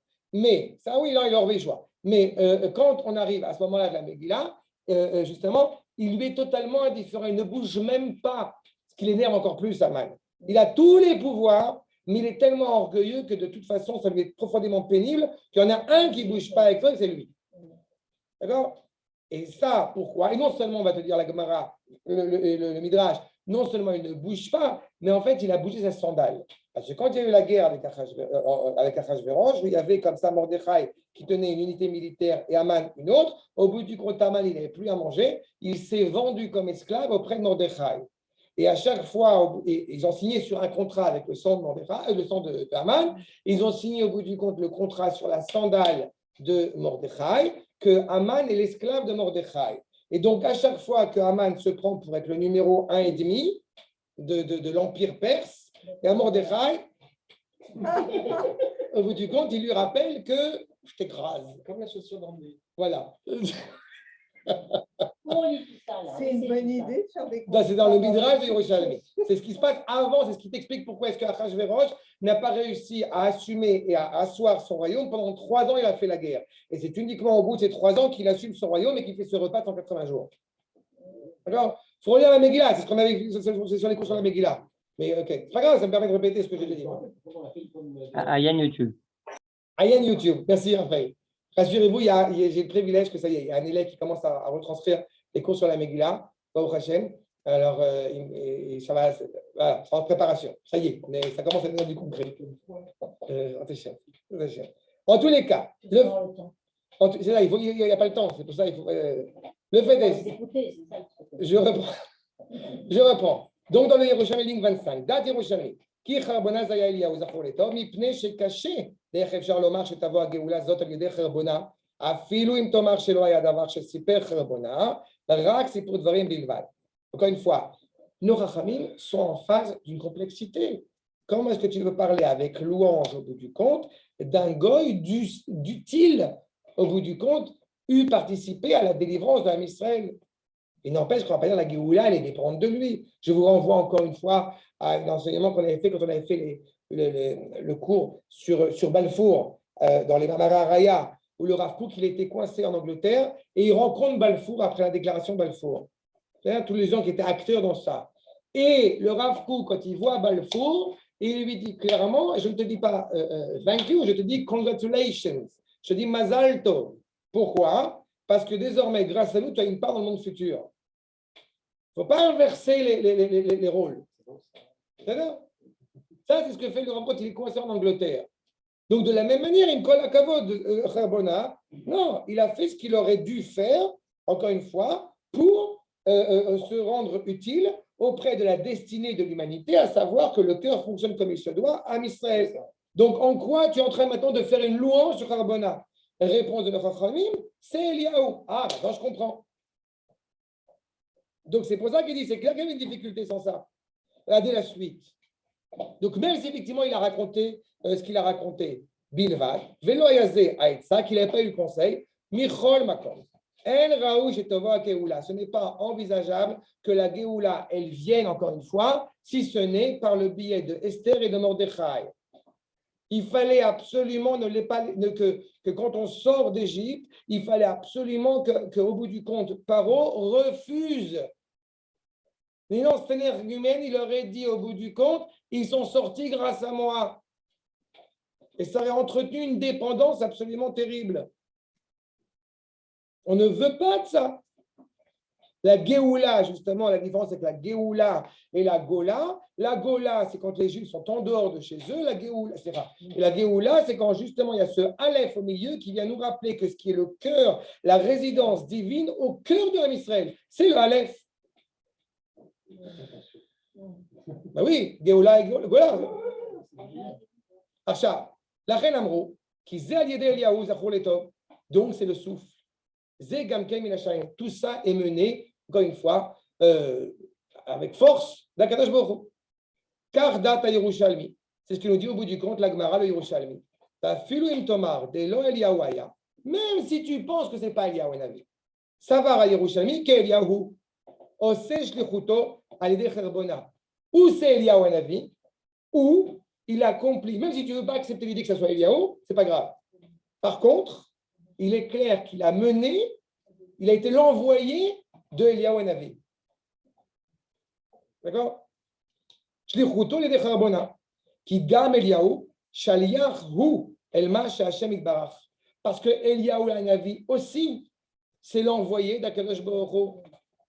Quand on te dit Tzipita la Yeshua, on parlait tout à l'heure sur le fait que Emanta bedivra nevim, tu as confiance dans les propos des prophètes, dans la mesure où tu attends de manière active la Géoula. On n'est pas tous ni le Rav Yehuda, ni le Rav Kook, ni le Rav Zini. Mais tout ce qu'on peut faire pour participer à cet avènement, à cette dynamique messianique.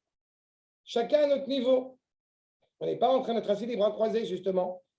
Donc, on accomplit tous, dans ce que nous faisons, bien la mission qui nous a été octroyée. Chacun avec son caractère. Donc, Rebona, qu'il soit Eliyahu ou qu'il ne soit pas Eliyahu, au bout du compte, il est envoyé par Eliyahu.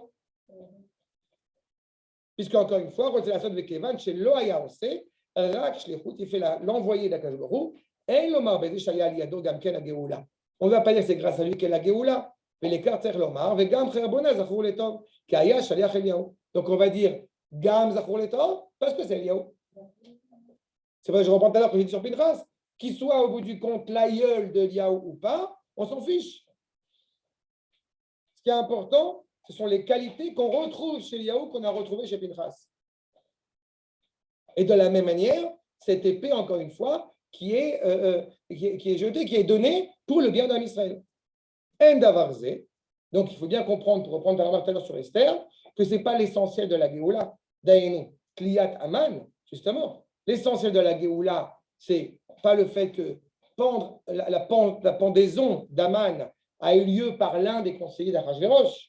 C'est pas Endavar Shuikar à Géoula, Daïnou, Kliat Aman, Alidei, Echad Min Haumot.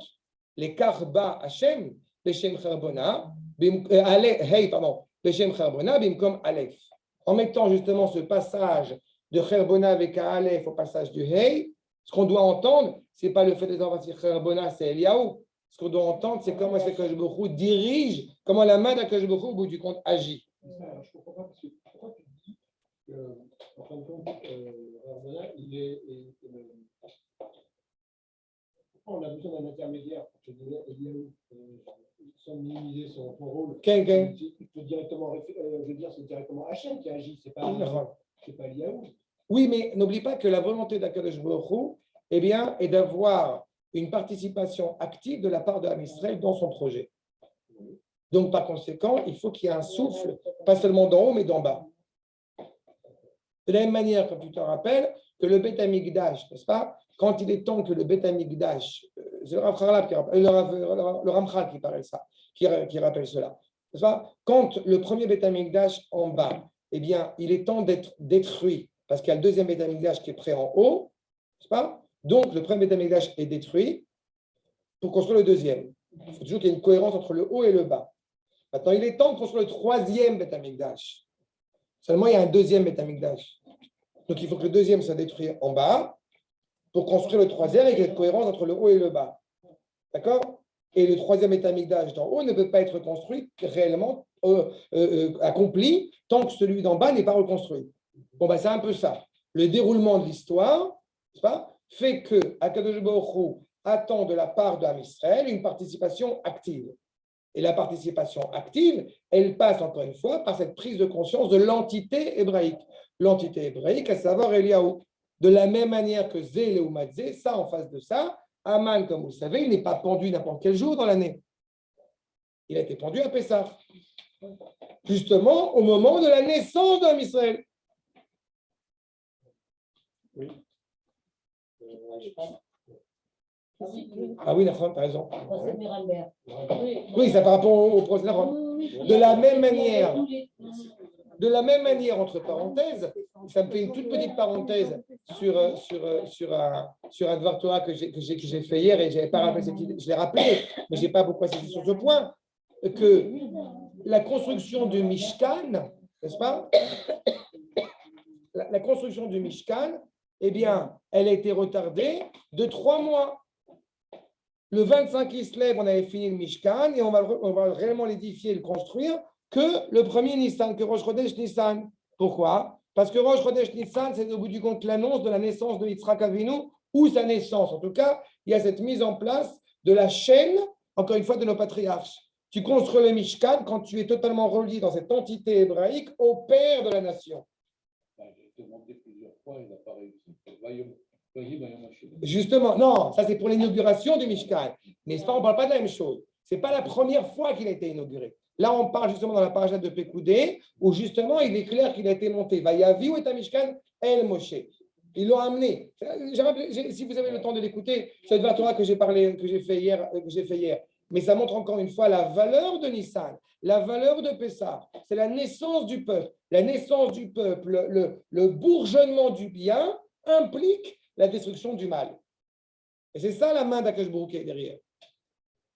Plus Am Israël va bien, plus les nations éventuellement, et surtout motivées par Amalek, qui voudraient s'y opposer, automatiquement, elles tombent. Et c'est ça qui est derrière. C'est pour ça qu'il nous dit, c'est pas ça l'essentiel de la délivrance, n'est-ce pas? Mais ce qui est essentiel surtout, justement, c'est d'avoir repéré ce passage de Aleph au Hey. Regardez la suite. La deuxième colonne, ligne 40. Okay? Donc, Be'alef et Kan, Be'hei, Shu Ot Echad Min Hashem, Lomar, puisque c'est une des lettres d'Akadosh Baruch Hu. Et quand tu lui demandes tout à l'heure pourquoi justement c'est Eliaou ou pourquoi c'est pas directement lui, justement, il n'y a pas écrit, excuse-moi, je vais utiliser une terme, c'est pas Cherboni, c'est Cherbona. On se rappelle de ce que ça veut dire. Biyat Sura Olamim, Akadosh Baruch Hu a créé ce monde-ci et le monde suivant avec 2 lettres. Le Olam Haba, Biyat Sura Olamim. Le Olam Haba, c'est la haute Yud, c'est le cœur, c'est l'origine, c'est la Nekuda avant la distanciation. Le Hey, c'est ce monde-ci avec sa complexité. C'est déjà la Idpartout, n'est-ce pas, de Yud. C'est 5. Yud, c'est 10. Hey, c'est 5. C'est qu'on a déjà distingué, au bout du compte, une unité en 2 réalités. Yud, Ke, Vav, Ke. Le Vav, qui est au bout du compte le Vav conversif, la lettre qui va permettre de relier le Hey et le Hey. Le Hey d'en haut, que Akadosh Baruch Hu a créé le monde, et le Hey d'en bas, qui est notre participation active à nous. C'est ça que ça implique. Et c'est pour ça que la Megillat Esther, elle est dans le Tanakh. Alors qu'elle se passe en exil, alors qu'elle se passe dans une réalité où justement il n'y a plus de prophétie. On sait qu'à l'époque du Zémital, il n'y a plus de prophétie. C'est notre participation active à ce projet. Regardez la suite. En leot chibur ahei el cherbona klal ki en ahei rak tosefet. C'est un ajout, c'est à la fin. Ven rak chilouf hei d'alef. C'est pas seulement un changement de lettre. C'est qu'on commence à cerner que toute la réalité elle est gérée par Akadosh Baruch Hu. Et que nous avons le privilège d'y être acteurs, de participer. Et en disant justement, Mashiach qui a Etzaya et Bet Kocha Kodashim, donc tout est géré par le cœur, par le centre.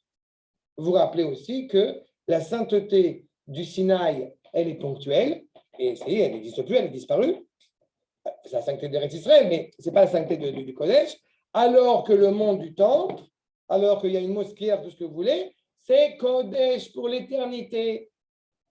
La présence d'Akadosh Baruch Hu est inévitable. Elle est présente là-bas, point. Pardon, je n'ai pas entendu. Elle était à la création, à la création, mais elle n'était pas révélée. Elle n'était pas révélée. Là, on l'assure. Tout vient justement de ça. Ad Shar Hamishim. Qu'est-ce que faisait Mordechai pendant cette période? Vous vous rappelez? La volonté, je vous rappelle, de Haman, c'est de détruire Am Israël. D'arriver donc au 59e d'impureté.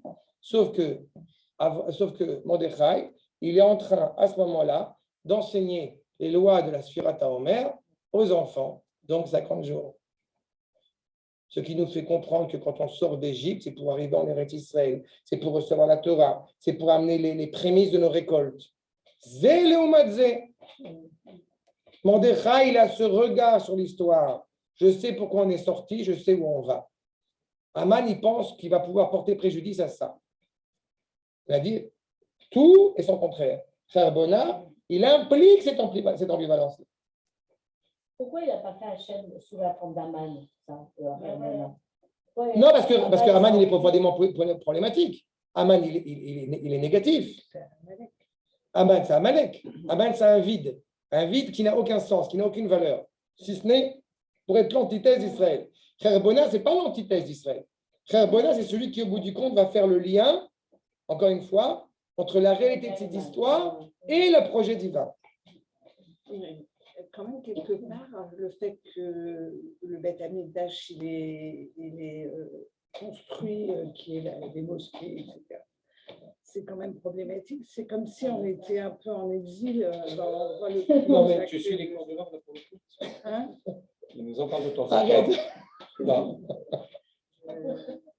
Le Kodesh Kodashim, le Beth Amikdash, n'est pas construit d'abord et avant tout parce que le Ham Israël n'a pas pensé que c'était fondamental aujourd'hui. Ce que le Rav nous dit chaque fois, c'est que si c'est comme ça, c'est parce qu'on ne mérite pas que ce Oui, soit mais- autrement pour l'instant. Enfin, C'est vrai que c'est je chez vouloir. nous. Je comprends bien. Non, mais je c'est chez comprends nous. bien. Le jour où on décide que c'est autrement, c'est autrement. Oui, mais là, ce que je voulais dire, c'est pourquoi il y a ce fait-là. On pourrait... Mais moi, ça me ferait C'est plutôt pas bien qu'on dans le l'Israël mérite. d'aujourd'hui. C'est comme s'il y avait un couvercle sur l'endroit le plus saint, et cet endroit, il n'est pas pris. Non, mais c'est un couvert qui est impur. c'est pas C'est un couvert qui est impur. Oui, Un voilà, couvert qui c'est est souillé. Aman quand même qui est... C'est un couvert qui est souillé. Mais il n'empêche, c'est je quand même un répète, petit bout. tant de- que le peuple juif, C'est un petit bout de la Perse qui est là. c'est quoi. pas un bout, c'est pas un bout de la Perse, c'est le cœur, encore une fois, qui n'est pas encore suffisamment guéri. Mais on le sait, mais je répète ce que j'ai dit plusieurs fois, tant que le Ham Israël, encore une fois, n'a pas pris la décision, encore une fois, de changer la donne, bah, malheureusement, c'est notre responsabilité. C'est en cela où on est acteur, c'est en cela où on participe. Une fois n'est pas coutume de le répéter, le 40 000 juifs qui sont venus à l'époque d'Ezra et qu'au bout du compte, une minorité, alors que la majorité du peuple juif était à l'étranger, elle n'a pas souhaité revenir à la maison, a fait qu'on en est arrivé là où on en est arrivé. Aman n'aurait pas eu cette force et Kherbona n'aurait pas, entre guillemets, eu besoin, entre guillemets, d'intervenir de la manière suivante et de la manière un peu cachée, un peu voilée, un peu détournée, si le Ham Israël, à l'appel de Ezra, Nehemia, Mordechai, Abishai et Koresh, en premier lieu, quand il dit au peuple juif de revenir, eh bien, le Ham Israël dit, allez, on prend nos affaires, on rentre à la maison. Sauf que le Ham Israël n'a pas pris cette décision. Non seulement il ne l'a pas pris, mais je vous rappelle aussi qu'après la Megillah, il ne l'a pas pris non plus. Il est resté. Il est resté. Donc c'est tout. Il est resté parce que. Raphaël ne me chauffe pas. Il a eu plein de pouvoirs après. Il a eu plein de... Non, Rachvroch, il est mort, il a été assassiné. Non, je parle du peuple juif. Ah, le peuple juif. Oui, mais le peuple juif, au bout du compte, a fait que ce deuxième Beth Amikdash, qui aurait pu durer pour une éternité, et ben malheureusement, il était faible. Il n'y avait plus d'Aaron Abrit. Et on était en train d'apporter les encens le jour du Yom Kippourim sur une pierre. Et pas dans le Kodesh HaKodashim. Bama. Quelqu'un sur la pierre. Maman, sur le cœur. Non, mais pas de baba. Sur les pierres directement. C'est-à-dire qu'on a une réalité, encore une fois, qui est complexe. Mais j'avance sur ce propos. Ça veut dire que la force, encore une fois, d'Am Israël, la force de Mordechai surtout, c'est que en ne vacillant pas et en restant hautement fidèle à cette vérité qu'il sait, qu'il connaît, où Yada ça, il sait, il est conscient, encore une fois, du projet, à partir de ce moment-là, eh bien, c'est ce qui assure la victoire. On ne bouge pas. Vous montez, vous descendez, on ne bouge pas. Malheureusement, on bouge. C'est bien qu'on soit dynamique, ce n'est pas le problème. Mais on bouge. Oui, c'est stratégique. Quand on est Exactement. Regardez ce que dit le Maharal. Regardez ce que dit le Maharal. On est au 16e siècle. Regardez ce que le Maharal la suite. Vous voyez, Shachamishim. Mitzad Mahalato, Madrigato, ou Shel Agorem, Shnitla Aman. Qui bet Abechira, qui bet Hashem, ou la Avodato, le Bet Amigdash, c'est pour y travailler dedans, pour l'honorer, pour honorer Akash Baruch Hu. Velachen, Bet Amigdash, Afar Aman, Baruch Hashem, Akash Baruch Hu, il a transformé, il a changé Aman, chez Asa Atzmo Avodazara. En prenant ce pieu du Bet Amigdash, qu'est-ce qu'il dit Aman? C'est moi, pour servir mes intérêts. C'est moi Dieu, c'est moi qui dirige l'histoire. Ah, vous retrouvez la similitude avec la Megillah d'Esther. Les Kachaetz, ou Kocho chez Mordechai. Mordechai qui est animé par le Kodesh. Pourquoi le Kodesh? Parce qu'il est rattaché à une dimension qui dépasse l'entendement. Comme je l'ai dit, on sort d'Égypte avec une volonté de retrouver notre cohérence, la présence d'Akadosh Baruch Hu en Eretz Israël. D'où la Sfirat HaOmer. On sort d'Égypte. Vous vous rappelez aussi, comme rappelle notamment le Rav Jaktilia, le Rav Kook dans la Traya, sur le fait qu'on mange, on fait les prémices de l'orge le lendemain de Pessah, qui est une nourriture animalière, pour arriver au bout du compte au blé à Shavuot, pour devenir un être humain digne de ce nom. D'accord? Arshav. C'est la force de Mordechai. Donc, on ne sera pas étonné si Mordechai il est éveillé à ça. Ça, je le rappelle rapidement. Mordechai, il appartient à la tribu de Benjamin.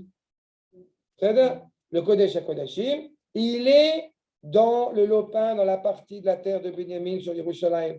C'est-à-dire, ça vous rappelez quand on a fait la femme violentée à la fin de Shoftim. C'est exactement la problématique.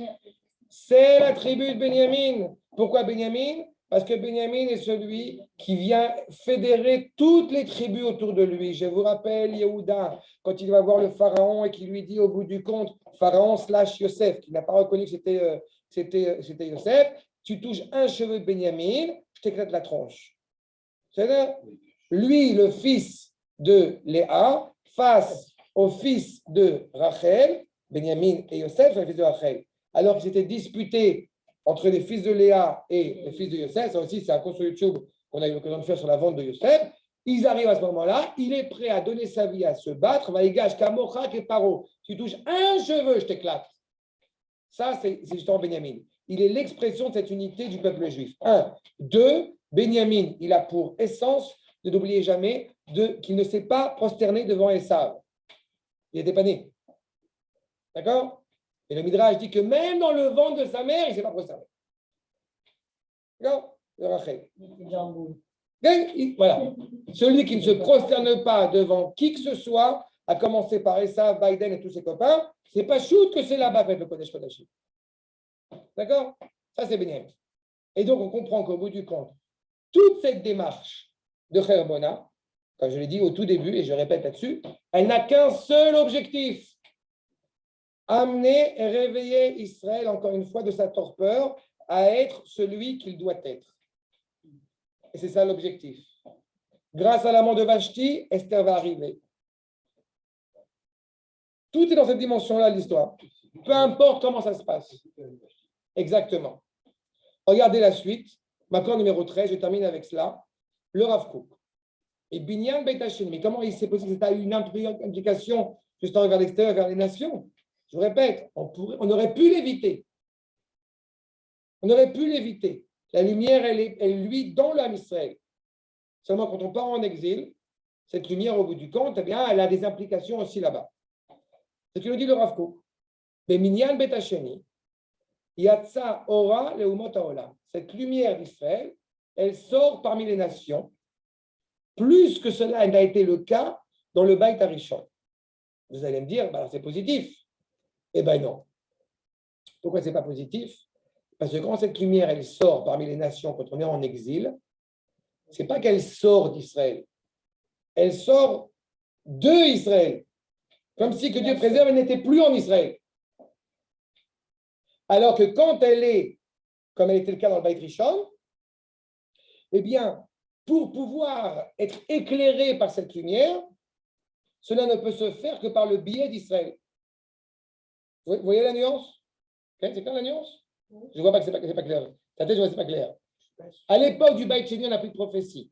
Le cœur n'est plus à sa place. Si le cœur n'est plus à sa place, il ne peut plus, au bout du compte, pomper l'air, il ne peut plus faire passer le sang comme il faut. D'accord? Mais le sang, au bout du compte, il est dans d'autres membres. Et ce n'est pas un sang qui va s'avérer vital comme s'il était quand il était dans son cœur. Comme c'était le cas à l'époque de Beit Rishon. D'accord? Donc, cette implication d'éclairage parmi les nations, eh bien, il a malheureusement aussi des effets négatifs. Regardez la suite. Valze Nirmaz, Gadoliye Kvod Abayt Acharon.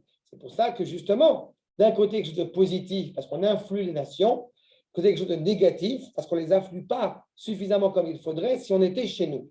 Parce qu'on perd aussi. On perd une certaine luminosité. puisqu'on se retrouve au bout du compte séparé, divisé, etc.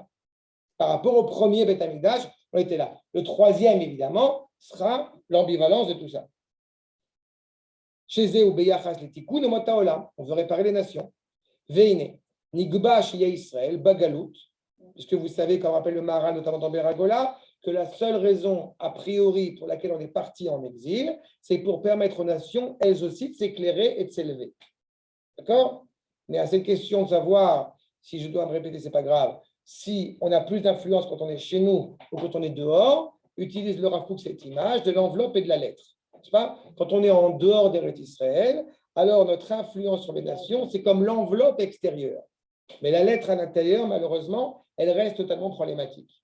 Quand on arrive en Eretz Israël, alors on n'influe plus seulement la réalité extérieure, mais on influe d'abord et surtout la dimension intérieure. Et donc, ça transfigure le monde, encore une fois, avec beaucoup plus de vigueur. C'est l'histoire de l'habit de tout à l'heure. Exactement. Exactement. C'est l'histoire de l'habit de tout à Tout à l'heure. fait. Tout à fait. Archav, c'est un autre sujet, mais c'est tout à fait dans la même logique. Archav, donc Nidgala, Mipne chez l'Onidgadla, je reprends. Comme il est écrit dans Beragola. Les Kolze, Ayamipne chez l'Onidgadla, Kolkar Sruta Jan Israël. Puisqu'on est parti en exil, malheureusement, on a fait suffisamment de mérite à l'époque de la destruction du premier Beth Amikdash pour nous être annoncé déjà quand est-ce que l'âme Israël va revenir chez lui 70 ans après, ce qui n'est pas le cas pour le départ après le deuxième Beth Amikdash, puisqu'on ne savait pas que la Géoula allait commencer a priori le 5 Iyar. En tous les cas, pas suffisamment de mérite, et du coup, on n'avait pas suffisamment de mérite pour empêcher les nations de bénéficier d'une lumière souillée, si je puis dire. Alken, mitakevet a Yeshua. Donc la délivrance s'attarde. Je vous rappelle quand même, pour info, si vous l'avez oublié, que la Megillat Esther, la royauté de Achashverosh, durant toute la Megillah, elle dure 12 ans. D'accord? Sauf que l'essentiel de la Megillah, elle dure 3 jours. C'est-à-dire, Aleph, Bet, Gimel, disons, tout ça c'est 12 ans. 3 jours de Nissan. Toute la Géoula de Purim au bout du compte, en 3 jours, c'est fini. Dès qu'Akadosh Baruch Hu, à partir du Perek Vav, quand Akadosh Baruch Hu, il a du mal à dormir, hop, c'est fini. Vav, Zain, Chet, Tet, Yud. 5 chapitres. Pas 5 chapitres, 5 chapitres sont directs, c'est 3 jours. Et avant, ça a duré 12 ans. Okay. Depuis le jour où ils depuis le Vaï Beyeme Achashverosh jusqu'au réveil, jusqu'à l'insomnie du Melech, ça fait 12 ans. Donc l'essentiel de la Megillah, c'est 3 jours. Dès que l'âme Israël se réveille, Akadosh Baruch Hu, il fait avancer le processus. C'est pour ça que nous, on dit on est très proche de la Géoula. Il suffit de peu. Mais il n'y a pas beaucoup. Mais à nous de... C'est ça. Quand on dit qu'il faut tous habiter en Israël, par exemple, on sait bien que c'est utopique. C'est pas utopique. Pourquoi c'est utopique? Qui aurait pu parier que moi j'habiterais en Israël? C'est pas utopique du Non, tout. mais Je ne dis tous pas les ce genre de choses. Oui, enfin, quand on réalise. Non, mais j'ai très bien compris. Attends, Ça paraît rêveur. Ça paraît rêveur. D'envoyer tout le monde. Mais pourquoi? Tous les d'Israël qui sont en dehors d'Israël. Il y a plusieurs choses qui rentrent dans ce que vous dites. Il y a plusieurs choses que vous dites. Non, c'est impossible, le moins impossible, je ne le connais Ils vont pas. finir par tous arriver, même s'ils ne parce veulent que pas. les gens sont attachés à leur bien. Non, mais c'est pas, encore une fois, c'est pas nouveau, ça. Personne ne dégage pas d'appui. Non, mais c'est pas nouveau, c'est pas nouveau. Le TK avec Shofar Gadol. Non, c'est pas nouveau. Écoute la réponse, Bob. C'est pas nouveau, mais c'est un sujet qui est déjà bien traité sur le fait que, à l'approche de la Géoula, quand on parle du grand chauffard qui va être sonné, alors on parle justement de ces Ovdim, Beretz Hashuv, Vanidachim, Eret Mitzraim.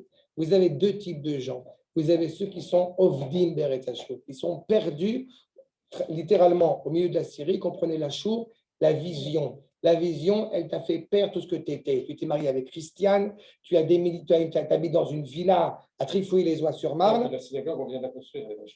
Ça aussi. En tous les cas, on est perdu totalement. Ve'anidachim be'eret Mitzrayim, on vit dans l'étroitesse au bout du compte de l'arrêté dans lequel on se trouve. Ce qui nous rappelle le Malbim. Cela, Eliyahu éventuellement va les ramener justement. Et quand on parle de l'essentiel du Ham Israël, hélas, les 4/5 sont restés en Égypte. À l'époque du deuxième Beth Amikdash, la plupart des Juifs, la plupart des tribus ne sont pas revenus. On connaît la problématique. C'est pas nouveau. Que ça va être dur, ça, j'en conçois. Mais qui se serait attendu en 2 secondes que 2500 juifs d'Ukraine prennent sauf, et un petit peu d'intelligence, et prennent leurs affaires et montent en Eretz Israël. Personne ne s'attendait ça. Il y a encore une semaine, il y a 15 jours, non, on est bien là-bas. Mais c'est dur. Les gens comprennent. Ceux qui veulent, encore une fois, essayer de survivre en tant que juifs, ils comprennent. Et c'est inévitable. Donc, le impossible, on l'oublie.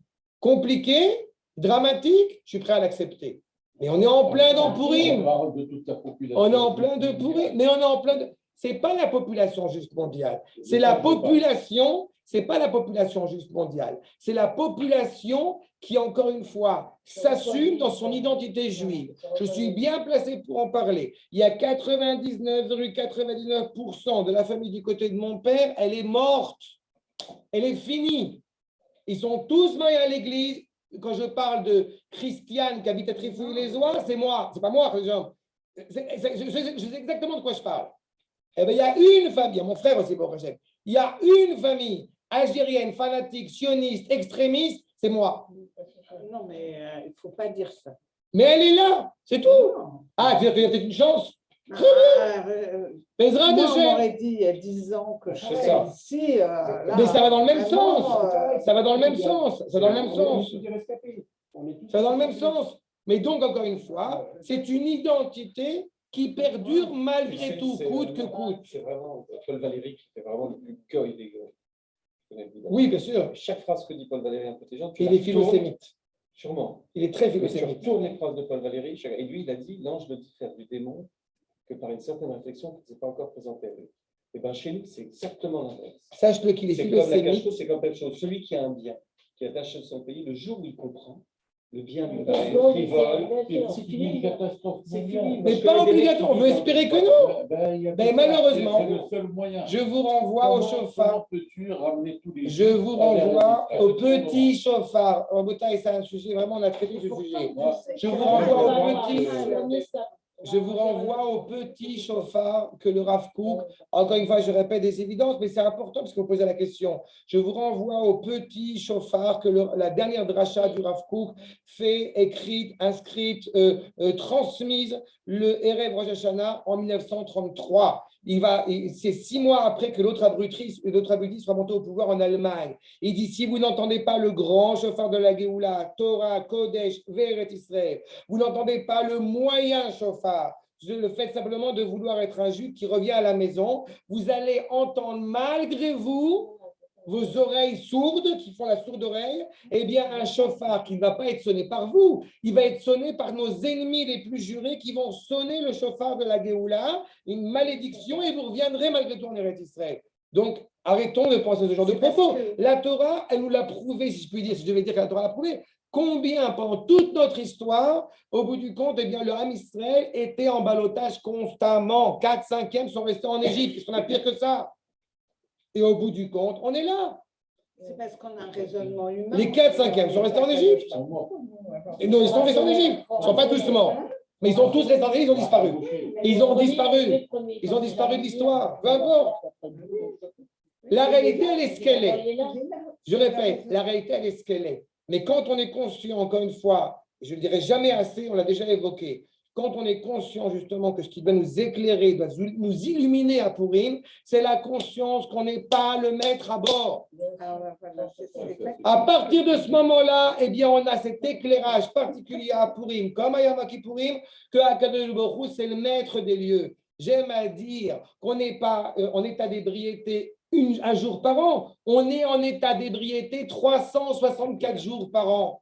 Parce qu'on croit que c'est nous qui dirigeons et c'est nous qui faisons. Non, un jour par an, en buvant de l'alcool, on est en train de reprendre, de voir le monde de nouveau droit et cohérent comme il faut.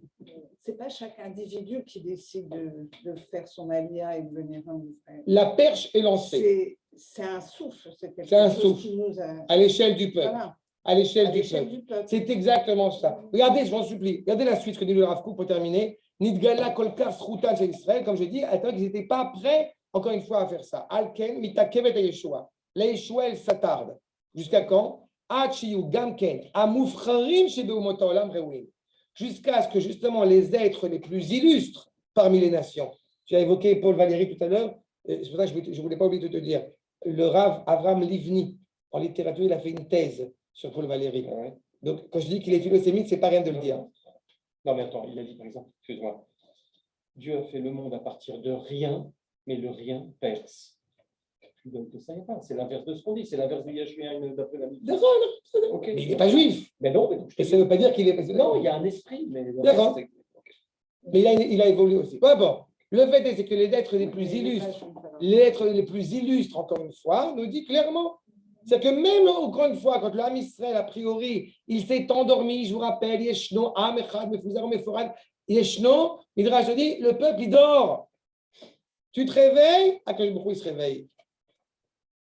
Il est le Ishan Shamer Israël. Apeoula shel tikkun umot haolam, al yedei Israël, aïta beikar beyemei apurim. On a une réparation, on a un bouleversement, on ne le dira jamais assez. La réparation des nations, elle est opérée par le biais d'Israël. Quand est-ce que dans l'histoire, on a vu, à chaque fois, moi je suis sidéré par ça, quand est-ce que dans l'histoire, on a vu une seule fois une réalité où l'égoïme te dit, je vous en prie, ne me tuez pas, je vous promets, je suis juif. Trouvez-moi une seule fois dans l'histoire où ça s'est produit. À part Purim, jamais. Itiahadou. Les goïms ont honte d'être goïms. Il y a la sortie d'Égypte quand même. Ils n'ont pas dit qu'ils étaient juifs. Ah, ok. Ils n'ont pas dit qu'ils étaient juifs. Ils ont participé à la destinée du Ham Israël parce qu'ils ont vu en Moshe une élévation exceptionnelle. On n'a pas la faute du Bodan, mais ils ne sont pas définis comme étant juifs. Alors que là, Itiahadou est controverse entre les Chachamim. Est-ce que leur conversion, elle était vraiment sincère ou elle était de peur qu'ils se prennent plein la tête? C'est vrai, et dans Rabbi Jacob. Toda Andy, merci beaucoup pour ta présence. Tov, Adka, j'ai fini le cours. Est-ce qu'il y a des questions? Il y a des questions? Teuchim Tiou. Chodesh Tov. Superbe. Mais plus Au revoir, Darabah.